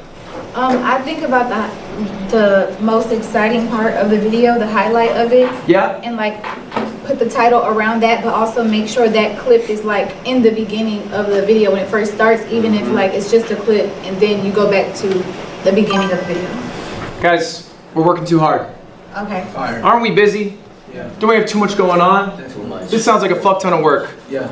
All right, how do we guarantee that we have a successful title? 100%. Y'all, steal that shit. Steal that shit. Oh, that is hilarious. That's mad funny. I know everybody uses AI now. Like it's like the most simplest thing to do. There was like an old version of AI, not like back when I was in school, but it's not really old, but it's just like different from today's time. But that is hilarious. You just gotta steal the titles of the videos. Straight up, I promise you, I have stolen more YouTube titles than I can think of. I promise you, more people have stolen YouTube titles from me than I can count. Look, I'm gonna show you guys a video.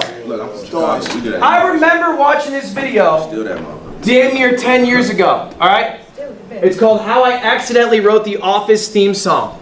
Okay? It's a good video. It's got 22 million views. A lot of people saw it. I saw this and I thought, that's fun. How I accidentally. I made a video called How I Accidentally Won a Chess Tournament.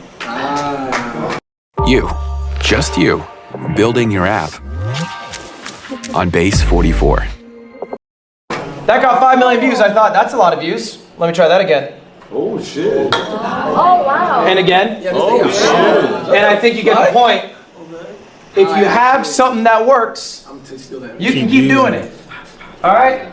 I've accidentally done probably too many things at this point. I have to slow it down. I'm about to do that. I'm doing that. How-to videos are good, right? Like how-to. Yeah, it's like educational stuff. I think what I do, what I genuinely do, all right, is I will think of what I want the title to be. I will look up to see if other people have used a similar title. Yeah. Ultimately, there is a playbook that you can be inspired by, you can follow, It can't be one-to-one. Don't be Bert Rivera, right? Don't steal thumbnail and title bar for bar.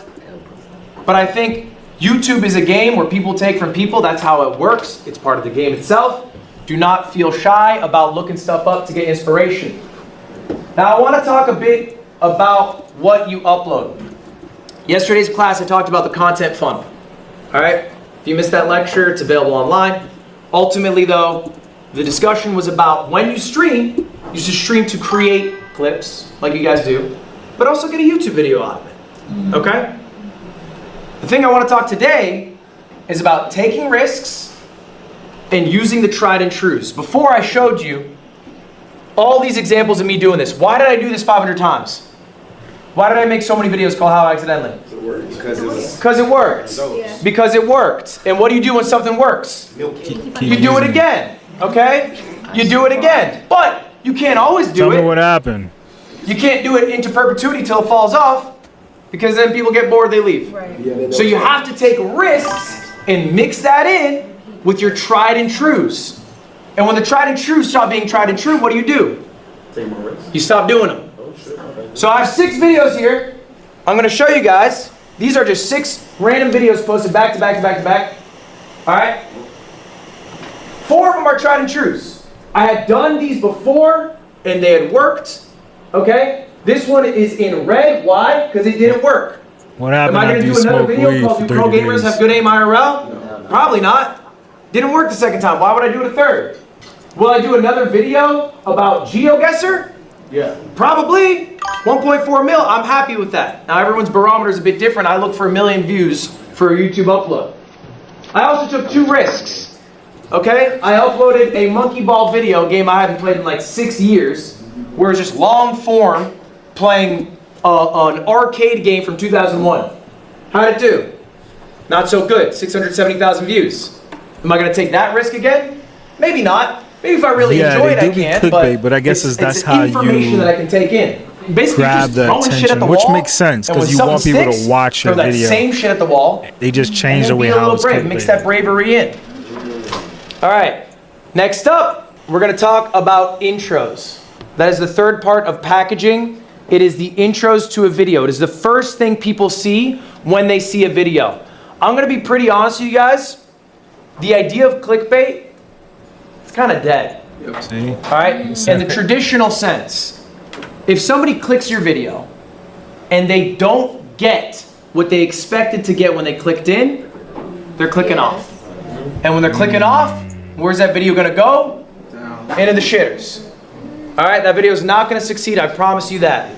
So the thing you need to do is really focus on that first minute of a video. That matters so much more than any other minute of a video. All right, I'm going to show you 2 intros that I made. That's what I need to get better at. I want you guys to tell me which one's better. They're going to be 50 seconds. It's going to be a bit long. Bear with me. Try to be quiet. That's definitely the intros of my videos. I definitely need to get better with. I think that is how I'm going to be able to start grabbing at people's attention more. I think the titles and the thumbnails, I could that'll be an easy way for me to get better with, but just grabbing the attention.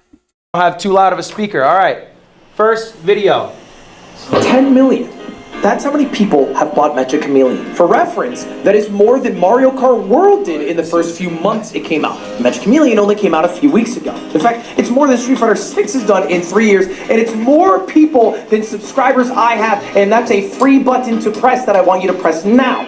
But it got me thinking, but what if you had actual professionals, aka artists? How would they do? To find out, I employed the help of my good friend Squeaks to be static hunters, and we would chase down professional artists to see just how good they were at hiding. I made the hide time super long so they'd have all the time in the world, and lucky for us, at the time we did this recording, they dropped a new map which was in art gallery, which made things a nightmare.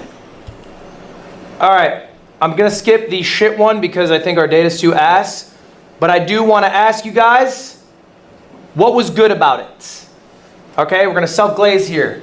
What were the 4 things I hit? I'm looking for 4 things specifically that I hit that I think you need to hit in every intro. Go ahead. You called them to like do something without doing it in like a way where you just like subscribe. Call to action, bro. Okay. It's called a call to action. Bro. Serious dictation was driving me crazy. Call to action. To whisper flow. Here's why I'll never go back. Just simply like the tone in your voice, like being animated, with like how it's drawn in, and also you use something That's that the was most trending. important thing. Even my homegirl I would T tells say me I need a ignore call the to tone of action. voice. I don't think that's something that you need to do. I think your voice should always be authentic to you. I think it's like maybe even a fault on me that there's a recognizable YouTuber voice. I think people don't like that. I think they prefer you to be you. So I don't think it's necessary to adopt like some Mr. Beast, you know, I trapped 100 people in a dumpster. Like that's not necessary. You should be you in the intro. Guys, I'm looking for the 4 Ps, okay? What are the 4 Ps? Let's go through them. We got premise. What is this video about? You can also think of this as the hook, okay? That is the premise of the video. That needs to be instantly explained. The context of what they are about to see needs to be explained. If you do a live stream and you want to turn that into a video, you probably didn't do a good job contextualizing. You can record an intro separately that you tack onto the beginning, and then instantly you've elevated that video because now someone who's clicked in who has no fucking clue what Streamer U is, or they didn't watch, and maybe you want to show off that you had a fight at 1 a.m. when you should have been in bed getting ready for class in the morning. You can contextualize, I got into a fight at Streamer U, some hook. I accidentally got into a fight at Streamer University. That could work. Second P, the problem, okay? You have a premise in a video, all right? In most media, there's a problem and you need to solve it. What is the problem, okay? In the context of the fight, okay? I got into beef with someone. I have to resolve this with these hands, okay? All right? In the Mecha Chameleon, the problem is that I have a bunch of artists and me and my dumb friend Squeaks have to find them. How are we going to find them? There's a problem. There's stakes to it. That's why it matters to watch. This one's optional, but I think it's valuable. It's the plug. Okay, I had a subscriber plug in that one. That one got me 16,000 subscribers. That one video, I got 16,000 subscribers. What do you mean by plug? Plugging something. So you can either plug yourself. It is a call to action if you want to think of it that way. But you're plugging. You're plugging to people to subscribe. At this point, you also could plug merch, whatever you want. It's optional. You don't need to plug every video, but you can. That's what I was about to ask. No, it's by no means necessary. It's just one of the 4 Ps you can do. Final one, payoff. Okay? In a video, if you set up a premise, you set up a problem, there has to be a payoff. Jason says he's going to get into a fight.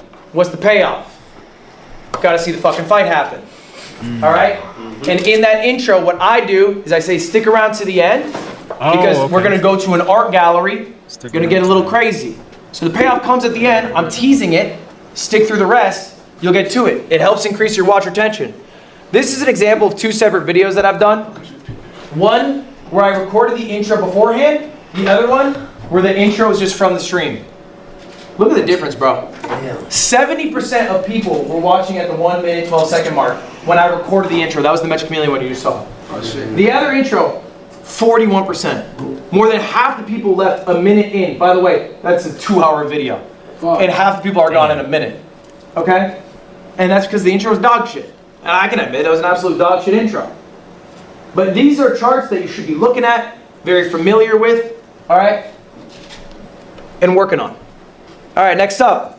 You guys might have some questions for me. How do I get an editor? Do it yourself. All right. I can't afford a clipper. I'm broke. Can my editors do the thumbnails? When do I scale my team? How much do I pay my editor? Okay? Guys, just ask. Okay? If you need anything, you can just ask. And I'm not saying just ask me. I'm saying you can ask people to help you. What I did for basically all my first hires is I did one of 2 things. One, I poached people who I thought were amazing. This is a godlike business strategy. They do this in every level of business, in every vertical of business. Okay? Maybe you see a channel that has really great editing and you love their style. Maybe ask them, hey, you want to edit for me? All right, maybe someone has a great clipping channel and you want to know how they did it. Ask. Hit them up. Okay? I've never signed with an agency but I understood the need to have an agent to do sales. Do you guys know Loaded's agency? Loaded, has anyone heard of this? Never. Loaded is a pretty large sales agency in the streaming space. Their top sales agent was Kelby May. All right? I thought he was good at his job. So I poached him. And here he is on his LinkedIn saying, career update. After almost 5 years, I'm stepping away to leave Loaded, which, mind you, genuinely one of the biggest ad agencies in the game, to join my dumbass. Okay? Poach. The other thing that I've done to hire a bunch of my employees, working with fans. In this business, you're either growing or you're grinding. Success is no longer about... All right? If you guys are struggling to get an editor, what I've done is I've asked. I've literally gone on my live stream. I've gone, yo, guys, I really want to get like more clips. I see all these clippers, but I don't know how to get a clipper. If anyone clips, hit me up. These are emails or messages that I received. And this is literally the exact message. I went back. I'm still working with these people. This is from October 2020 from my shorts editor, Radstats. I asked him yesterday. I still work with him 6 years later. I said, do you have the message, the first email you sent? This is it. I asked on stream. He sent me the email. I looked at my email. I replied. I hired him. All right? The one in the middle, Shake Drizzle. This is my longest employee. I've been working with this guy for 8 years. Okay? I said, I need an editor. He said, oh, I saw you need one. Sent me the message. I hired him. I still work with him today. Last one is another editor I have, Polite. I said, because Shake Drizzle's kind of a lazy fuck, I said, I want to edit my Pokemon videos. Shake Drizzle at the time refused to edit Pokemon. I don't know why. So I said, I need someone who will do Pokemon. This guy Polite comes up and he goes, I'll edit Pokemon. Send me a message. I hired him. All right, make your concerns known. Put your asks out. You'd be surprised who reaches out to you. Now here's the reality of it though. What if they suck? I got good news for you. You suck too. Why would someone who's godlike at it join you? All right? You're not going to have a Mr. Beast editor leave his team to join you. Of course not. But there's something really beautiful and also powerful about both of you sucking and improving at something together. Okay? Give them the grace that you yourself want. Here's a fun quote for you from Epictetus. No great things come into suddenly, for not even a bunch of grapes can, or a fig. All right? Even a grape's got to wait. Even a grape's got to grow. Get the water, get the sunlight. All right? Same with your editor. Give them that grace. But I promise you, there's a lot of dividends you can get by working with these people and growing with them together and trying to find your voice together. Okay? Last thing I want to talk about here, guys. Don't trust me. I am someone who succeeded. To do that, it took a lot of luck. But there's also something known as survivorship bias. I made it now. I can say, guys, just do this, this, this. And I go home into my $1 million mansion. I'm living a good-ass life. And you all bought what I said without maybe thinking critically yourself. Do I agree with him? Okay? I remember when I was a smaller creator, Mr. Beast invited me to his place to do a video with him. So I went. And this is Mr. fucking Beast. He's got like 100 million subs. So I'm like, what do I gotta do, Jimmy? How do I make it like you? And Mr. Beast, he goes, oh, just make banger videos. Yeah, you should just make banger videos. Every video you should make should be an absolute banger. And I go home and I go, all right, team. All we're doing from now on is banger videos. A month later, I'm like, fuck banger videos. I like the workflow I have. I like the life that I lead. I don't want to put all this effort and high production into one YouTube video. I want to have a chat that I talk to. I want to have this community I form. I want to make the videos about GeoGuessr because I like GeoGuessr. I don't give a fuck if it doesn't perform 50 million views. I'm happy with the mill. So you don't have to follow the playbook bar for bar as I'm saying it. All right? Trust yourselves, trust your instincts, think critically about what I'm saying. Some things I'm saying maybe you agree with, some things they don't. Don't trust me implicitly, take it all with a grain of salt. Guys, that is my lecture for you. Do you have any questions for me?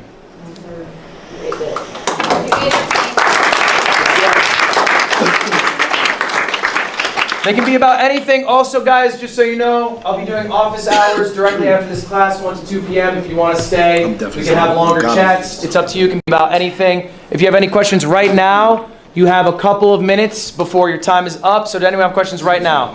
Yeah, what's up? What is your advice for like I like to do gaming, I like to do vlogging, I like to do, even with gaming, sometimes it's like different types of gaming. Is it recommended to do it all on one channel or have separate channels for separate things? I think a lot of you deal with this. Jason the Ween, you can probably speak about this. You got 6 damn channels yourself, huh? I have a VOD channel, I have a live channel, I have a main channel, and I got an IRL channel. I think this is a trap that a lot of people fall into. They make different channels for different things, and then what happens? One of the channel falls off because you can't upload consistently on it.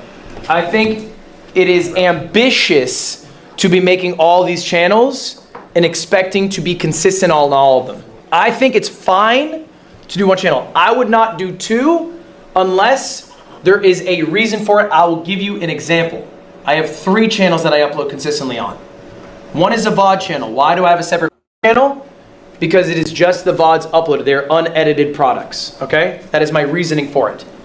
All right, second channel I have is my main channel. It's my cut downs, my edits, these things that I put my intros into. Maybe I do some VO for. Third channel, the second channel I have called Ludwin. I don't do anything for this. This is basically like, I'm realizing I'm streaming 6 hours, and maybe I think this is the segment that I plan that's good, but some other shit happened that was kind of interesting, but I don't want my editors to work on it. I don't want to do intros for it. So I basically just have a couple of people, clippers if you want to call them, who just pull from that and upload it there. So what I do to separate my channels is the context in which the videos are made, not the content of what the videos are. Does that make sense? So I would think of it that way. This idea of continuous reinvention, I think, is really important. It doesn't end. It does not end. Welcome to Reinvented with Accenture. NYU Langone Health maintains the lowest mortality rates in the nation, which means that more patients who come here go home. It's just... If you're gonna make multiple channels, you need to be consistent on all of them, so it's a bigger ask. All right. That's definitely true. Having multiple channels is like so much work. I just have one channel, and I separate into categories, which makes it easier for me when I have to put everything on one channel. I think I forgot there's another guy who does that as well too. Y'all, class dismissed. Thank you guys for being here. I appreciate it. All right, take your seats, all. Take your seats, everybody. Oh, this is a class. Just to reiterate it, I think one of the most valuable things you can leave here is the relationships that you made here, okay? And I want to, for a moment, talk about collabs. I want to talk about collaborating, what I view as the most important parts of a successful collaboration. Before we jump to it, I'm curious your guys' thoughts. What do you think, let's see some hands, the most important thing to get out of a collab is? What is the most important thing? I don't have a guess. What do we got? Snow cone. To like build a stronger connection with each other. Build a stronger connection. Okay, that's interesting. What do you got? I would say like learning something that you haven't learned before. Learning something you haven't learned before. Okay. Who else got something? What do we got? I think meeting someone that you would want to continue to make content with. Okay, like strengthening relationships, similar to the first one. I think having like a different, like if you collab with somebody that's not under your umbrella, it's like different eyes on you. So like trying to get people from a different umbrella and sort of cross-pollinate audiences, okay? I was gonna say something like exposure, because like if you collab with someone who's like in another niche, you know, you like cross niche. That makes sense. Fuck all that. Most important thing, guys. The absolute most important thing you can do in a collab: have fun. Okay? That is literally the #1 most valuable thing you can ever do in a collab is have fun. Why? Because if everyone's having a good time, you'll want to do it again. That is literally the most important thing, okay? It is ultimately a relationship. It's an interpersonal relationship. Is there a third tertiary thing going on? Okay, viewership, success, yada, yada, yada. Sure. But if you're not having fun with somebody, even if the viewership's great, are you going to want to keep doing it? Okay? If your interaction with the streamer is, let's just say a hypothetical, you're at a university and they throw sauce on you and they have 150,000 viewers, and so your viewership goes up because everyone wants to see what happens after the sauce is on your body. Is that someone you want to hang out with again? Do you want more sauce on you? Probably not. So maybe you'll want to avoid Rakai. But the other, and this is literally a list, I'm going 1, 2, 3, in my view, okay? When I run events, I run major events with 40, 50 plus people. The number one thing that I focus on is everyone who went had a good time, because if they had a good time, they'll come to another one. Yep. All right. Yep. A little secret for this one: if you have food, they have a lot better of a time. If it's in person, you guys get food, people get way happier when they're full. Second thing, make it easy. Okay? If you are setting up this collab idea, maybe you had the idea. Make it as easy as possible. What you are going to do, where you are going to do it, when you are going to do it, how long it's going to be. Communicating all that efficiently is super valuable, okay? Maybe there's a creator here who's a bit larger, who you made a connection with, but you know they're busy. Make it as easy as possible for them to say yes to the collab, all right? And then third, and this is I think what you guys are poking on, to me this is the least important. Still valuable, sure, but it's the hype you get from it, all right? It's the success that comes from a collab. Cross-pollination, whatever. Right, that's great, cool. That is the least important part of a collab. Are you going to stop hanging out with your friends because it doesn't get you views? Yes. Yeah, probably. Interesting perspective. All right. Here's a real message that I received from a viewer. His name's Rui.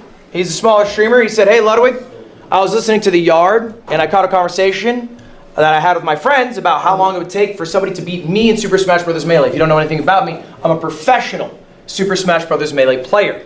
So how does someone who starts from day 0 learn to beat me? All right, so he came up with a proposal. This is the proposal he sent me.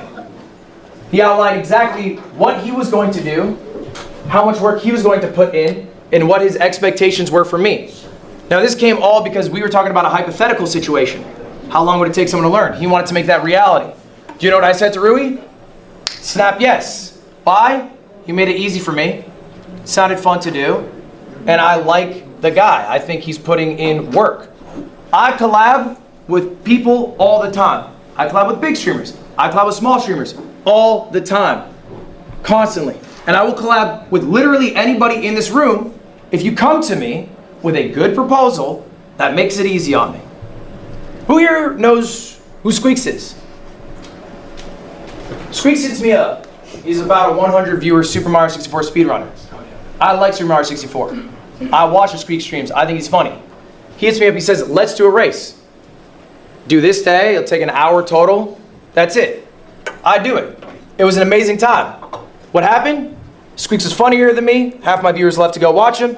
Now he's a wildly successful streamer. This could be you. All right, guys, this is gonna be very important in collabs, and I'm sure you've experienced this. Be careful of what you become in pursuit of what you want. A lot of you guys are very successful streamers at getting clippable moments, posting them to Instagram, TikTok, wherever, those blow up. And you might notice that a lot of people here maybe go a step too far. They cross interpersonal relationship boundaries to get a clip that will be more successful because they're doing something out of pocket, something a little crazy, something a little wild. This is happening constantly, okay? I can tell you right now, the ROI on that doesn't make sense. Business-wise.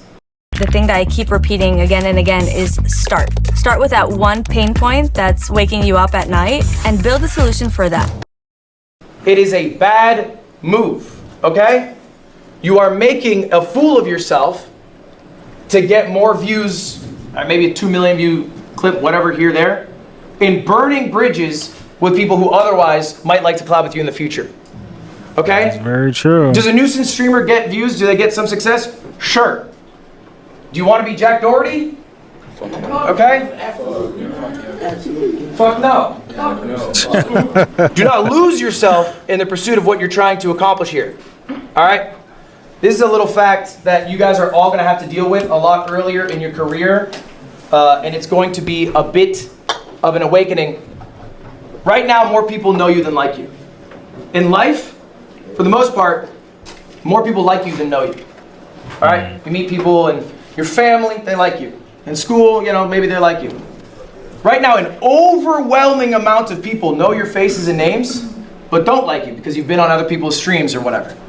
What's going to come from that is, and I'm sure some of you have experienced this, you might get hate farms. There might be clips in context, out of context, that blow up way larger than an audience you are familiar with. Okay? And if you guys know anything about the internet, they have zero grace for you. They're probably being pretty mean to some people in this room right now, and that doesn't feel very good. Another note on that, your streamer friendships are constantly being tainted because there is a third party in that relationship, the viewer. And then the final one, and you guys are gonna all have to deal with this, is you cannot control your reputation. You literally cannot control it. It is out of your hands. It is an act of ego to try to control it, but ultimately the good thing is your reputation does not matter. The relationships with the real people in your life, okay, your tangible friends, the people you stream with, your friends, whoever, your family, that is what matters, not what the people online think. It's a very easy thing to say. It's a very hard thing to do in practice. I'm just saying this as a reminder for you all. I promise you, okay, no matter how loud you think the noise is at any moment, from hate, whatever, it does go away. The things that stay with you through those hard times are gonna be your personal relationships, okay? Now let's talk about the tips and tricks to get big fast. Because I want all of you to succeed, and I see those numbers, 87% never hit the peak again. Let's do it. Let's go through these tips right now. Guys, this is an easy guide anyone can follow. The first one, now these are my homework assignments for you. That's how easy I made it. Raise your hand if you did my homework. Be honest. Who did my homework? I did one. You didn't do my homework? You didn't do my homework? I have been busy and I do apologize. Don't apologize to me. I don't mind. But you're missing the fast track to success if you don't do these tricks. Let's go through them. First one, writing down your goals. All right? Writing down your goals for yourself for the rest of the year. What's the value of writing down a goal? One, when you write it down, you materialize it. You actualize it. You put out into the universe that you want to achieve this thing. Is it corny? Yes.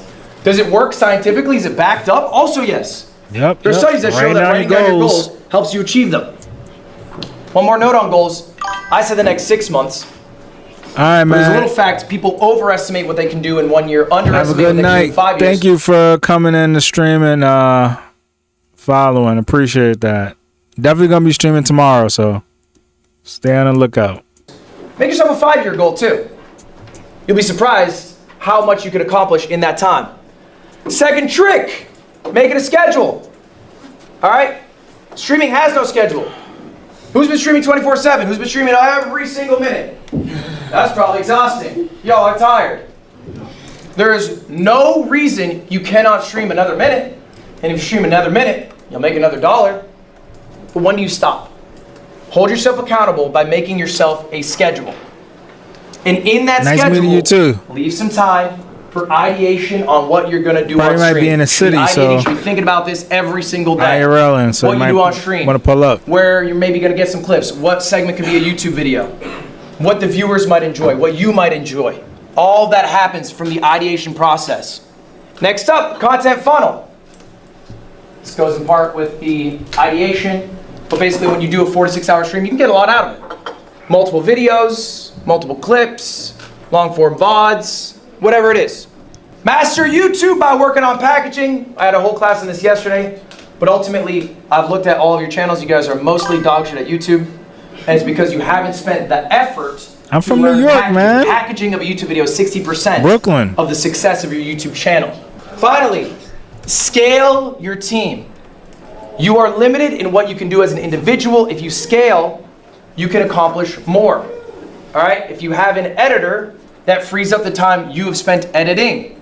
Now, obviously, you have to scale to your own means. We're going to talk about scaling in a moment. I know what but I scaling said. allows you to accomplish more.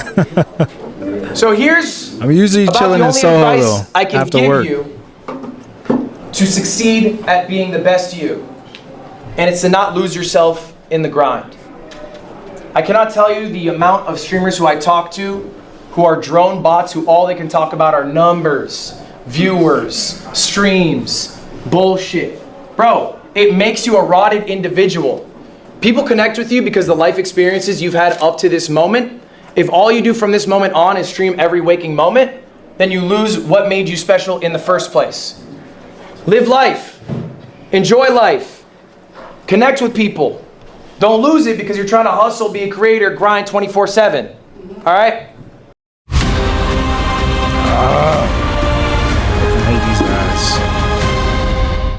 If you're a new nursing grad, taking the next generation NCLEX and Yeah, I might be in the city tomorrow though, but just stay tuned to the live. It's gonna be an IRL. Now, number one, something a lot of people at this university could take a little lesson. I'm sure you guys have seen it. Respect goes to everyone. All right? I think Dean Sinat made a mistake. Respect belongs to cameramen. Right? I know he said cameramen shouldn't make content, but people are treating cameramen like absolute trash. Respect belongs to the people in the cafeteria who have to clean up everybody's shit because they're too busy with their stream to put away a tray. In a revolving cleaning belt. You just put it on, it's 5 seconds. Okay? Introduce yourself to everyone. I have a story, I'm not gonna out who this person is. We have a TVU backpack, it's a very expensive backpack. It's what big streamers have, because they have a lot of money. I was not with my friends Cam and Christian, they were together. Cam had the backpack, Christian was next to him. I'm outside, I'm separate. A streamer at this event walks up, sees the TVU, sparks up a conversation, they start chatting with Christian. Christian, after a while, gives him a heads up, hey, by the way, I'm not a streamer. The streamer walks away without saying another word. That happened here, that happened this weekend. That happened here, that happened this weekend. This was a streamer at this university. I will not out the streamer. This happened though. What I'm trying to say is people are not more valuable because they have a larger view count. People are valuable because they are people. Because they are human. Because we're all human. Alright? Second point. Talk about friends. Value of friends. They keep you grounded. Alright? Don't drop your day ones. Let's go to Christian one more time. 25 years? Damn. 6 years old, first grade, we're on a bus together. All right, that's my boy, I hang out with him every day. Again, this doesn't even need to be applauded. This is basic shit for normal people, but sometimes when you're streaming, you lose yourself. Big streamer group starts hanging out with you, you start hanging out with them. Okay, that's great, but hang out with people in real life, hang out with people offline. If you have streamer friends, that's fine. Take some time to hang out with them offline. All right? I'm not pointing at anyone. You point at me. I'm going general for the group. If you have friends who are streamers, you can hang out with them offline. That's just a general thing to the group. Hobbies. Not everything you have to do is work. Not everything you have to do is stream. Find some. For me, to go to Dodgers baseball games and occasionally gambling a little more than I should. Not the best hobby, but it's what I got. Finally, enjoy what you're making. Like, I think that really is ultimately it. If you really enjoy what you're making, then you really don't give a fuck how well it's doing. Yeah. Does it matter if you have 1,000 views versus 500 viewers if you're really just liking what you're doing? Not as much, not really. Can you afford your life? Sure, great, that's amazing. That's all you need. You're enjoying your day to day. I promise you it's a lot better than if you go to an office job. So try to find something you enjoy. It's a creative pursuit. Find something you enjoy making, enjoy creating. Okay, this is some shit that I think everyone could use here, no matter what size you are. If you are scaling up your team, if you have an editor, maybe you have a clipper, okay? I have a team of 15. You are responsible for everyone you hire. You are the boss. This is a professional relationship, okay? For me, when I hire someone full-time, what does that mean? It means they have left their job, they're putting their chips on me, they're betting that I'm gonna take care of them. I'm responsible for them, okay? Why do I stream as much as I do? I like it, but it's because I have 15 people I am responsible for, and if I fuck off for a month, payroll might be a little rough that month, and that doesn't fly, okay? You gotta treat your editors, clippers, cameramen, whoever, like employees. What do I mean by that? Meet with them weekly, set a schedule, communicate, give feedback. Don't just go to your editor, go edit this. Watch what you edited after, watch what they edited after, give them some feedback on it. It goes a long way, okay? Help them improve at their craft while you're improving at your craft. I've uploaded probably 2,000 YouTube videos. I watch every single one. I meet with my editors every single week. When do we meet, Cam? Wednesday, 12:15. I meet with my entire team every single week. We talk about what's gonna happen that week, what I'm expecting to create, how I want their edits to go, which videos are going on which channel, all right? You are a boss, you have to be in charge of that stuff. Second point, if you eat, they eat. I don't expect you to be paying editors crazy amounts when you're a small creator. It's not feasible. Okay, and new editors also don't expect to be making that much. My first editor, I paid $100 a video. All right? My first editor, still my editor today, he makes well over 6 figures now. Okay? I'm eating, he's eating. It's how it goes. You can give a percentage, you can give a flat fee, whatever it is, a mixture of both. But if you are succeeding, they should also be succeeding. They're part of your success. Don't ignore them. Final point. Beware of scaling up too fast. I made this mistake. I started a company called Off-Brand Productions. The idea was I would make events for other streamers. It was an ambitious project. I hired a team of 30 people. Holy shit. After about 16 months, I had lost $3 million. Oh my God. The person who I had run the company, okay, did not do a great job letting me know how much money we were losing. My bank account. I'll make you a bet. Try WhisperFlow once, just once, and I bet you'll never go back to typing. Next time you open ChatGPT, had $1,200 in it. This is true. This is 2 years ago. I was at risk of defaulting on 2 companies. I had to sit in a room in front of a group about this big and let them know 2 weeks before Christmas we were going to let them go. It was not a great experience. That was because I scaled up too fast. I was too ambitious. That was a fault of mine. Beware of scaling up too fast. Doesn't mean you can't hire someone here and there or whatever, or make hires eventually. You don't have to go getting, all right, now I need a clipper, an editor, a thumbnail guy, and then 2 weeks down the road you're like, actually, sorry guys, I lied. I looked at the numbers. This doesn't make any fucking sense for me. Okay? I appreciate you all being here. We have one final slide to talk about. And this one really comes down to a personal question. What do you really want? Do you really want to be a streamer? And that doesn't mean that you need to, quit right away or start streaming 365 days. But really understand why you want to be a streamer. And it can be any number of reasons. I wrote down a few of the big ones. Maybe simply put, all you actually care about is getting rich. Okay? I'll tell you, streaming's not the most efficient way to do that. There's 6.25 million streamers. The 10,000th biggest streamer, 10,000th out of 6.25 million, makes about 50K a year. Okay? So unless you are in the top 500 out of, I'm gonna say that number again, 6.25 million, you're not gonna be rich. So it might not be the most efficient path. Maybe you wanna be famous? Again, not the most efficient path, streaming.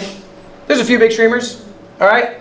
But if you go to an Uber driver and you talk about anyone outside of Kai Cenat and iShowSpeed, they're not gonna know who you're talking about. I know because I talk to them. And they say, what do you do? And I say, stream. And they go, what's your name? And I say, Ludwig. And they go, oh. And then the conversation ends. All right? It's not the quickest path to fame if that's what you want. Or maybe you just want to play games, in which case, that's chill. Then the success doesn't really matter, right? You can play games on stream, off stream, with a job, without a job. The success part doesn't really matter. But you have to understand very deeply what your motivations are, and I cannot tell you what they are. But maybe the answer is, I don't really care about the streaming part. I care about a creative outlet. Or I really enjoy the streaming part, but I don't like the game of it, and I just want to play some games with the small community that I have. I like that. Okay? You don't have to shoot to be a top 100 streamer. You don't have to stream at all if you don't like. There's just something to keep in mind I want you guys to think about. The only thing I got for you guys, thanks for your time, y'all. Appreciate it.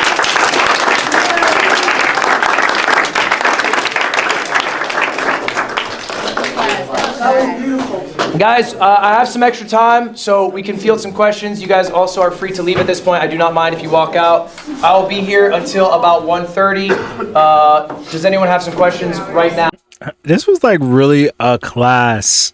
Like I felt like I was in college right now. We'll take them group form. How can I come back? I use Cookunity when I'm too busy to meal prep. Fresh, chef-made meals delivered right to your door with calories and macros. From being hate farmed. How can you come back from being hate farmed? That's a good ass question. That's a good ass question. I think hate farming is a bit of an inevitability. I remember I used to watch competitive Super Smash Bros. And there was a commentator I really liked. His name was Bobby Scar. He had an infectious personality. He was great at his job. I thought, who can hate this guy? He's amazing. I saw hate threads about this guy. And I was like, what the fuck? Then I went to live streaming. I saw this creator. His name's Germa985. I'm like, this guy's amazing. He can do no wrong. I saw some hate threads about that guy. And then I realized, you're never going to be perfect. There's always going to be people who hate you. What is the best thing you can do after being hate farmed? It's be the best you, the you that you are proud of 5 years down the road, and ignore the noise. Do not try to rein in and control everyone's opinion about you. It doesn't matter. Does your family love you? Yes. Do your friends love you? Yes. Do you like what you do? Yes. Then fuck it. Okay? Yes. So you don't recommend like addressing certain situations, or If it is a situation in which you fucked up, I would address it and take accountability and then move on. Absolutely. Right. For your audience's sake. Okay. You are not taking that accountability for the hate farmers, because there's no apology you can ever say that will be accepted. Right, to change their Every apology is a dog shit apology. Yeah. Okay? You guys know this. So you've never seen an apology of someone who's fucked up and gone, oh, good job. We nailed that one. Okay? So ultimately what matters is you regaining trust of someone who liked you, whose trust you broke. Okay? And that is your community. Okay? Maybe that's your friends, maybe it's whoever it is. That's what matters. So that's who you're directing your message towards. You're not directing it towards responding to points of haters. That doesn't matter. They do not matter. But it does matter to be accountable for your actions. I appreciate that question. It's a good question. What's your take on cancel culture and your peers being canceled? What is your take on cancel culture and your peers being canceled? It's a good question. It's a very nuanced question. I think, one, cancel culture doesn't exist in the traditional sense. As long as someone's willing to continue to make content, they're not truly canceled, right?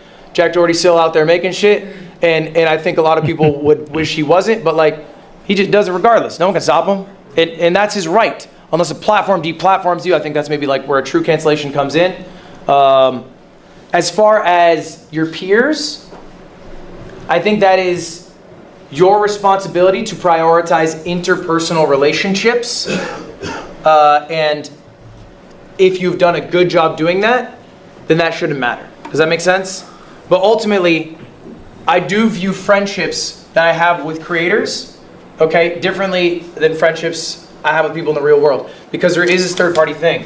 You know what I think about a lot? I have a fuck ton of viewers. People like collab with me. If I wake up tomorrow with 100 viewers, are they going to want to collab with me as much? Probably not. Probably not. Just realistically, that is part of the game. So how legitimate is that friendship? Is it based off of who they view me as a person, or is it based off of the success that I can bring? It's a mixture. And that, for me, is something I'm not willing to stomach, so I do not view them in the same sense that I view friends who love me regardless of my success, my wealth, my status, whatever. But ultimately, this sounds like an issue of interpersonal relationships, and you have to deal with those mostly offline. Any other questions? Want to do a Maybach Monday? Make it easy for me. I will. I'll drive to you. Okay. When? The weekend that we get back. The weekend. So this coming weekend? Friday. And you'll come to me? I'll come to you. What time? PM. How long is it? Probably around like 2 hours, maybe an hour. 2 hours. All right. Morning, evening, what time? Probably like around 3 p.m. Yeah, I can do that. You just need to have it. But make it happen. Make it happen. Any other questions? Hey, man. All right, y'all. Class is mixed.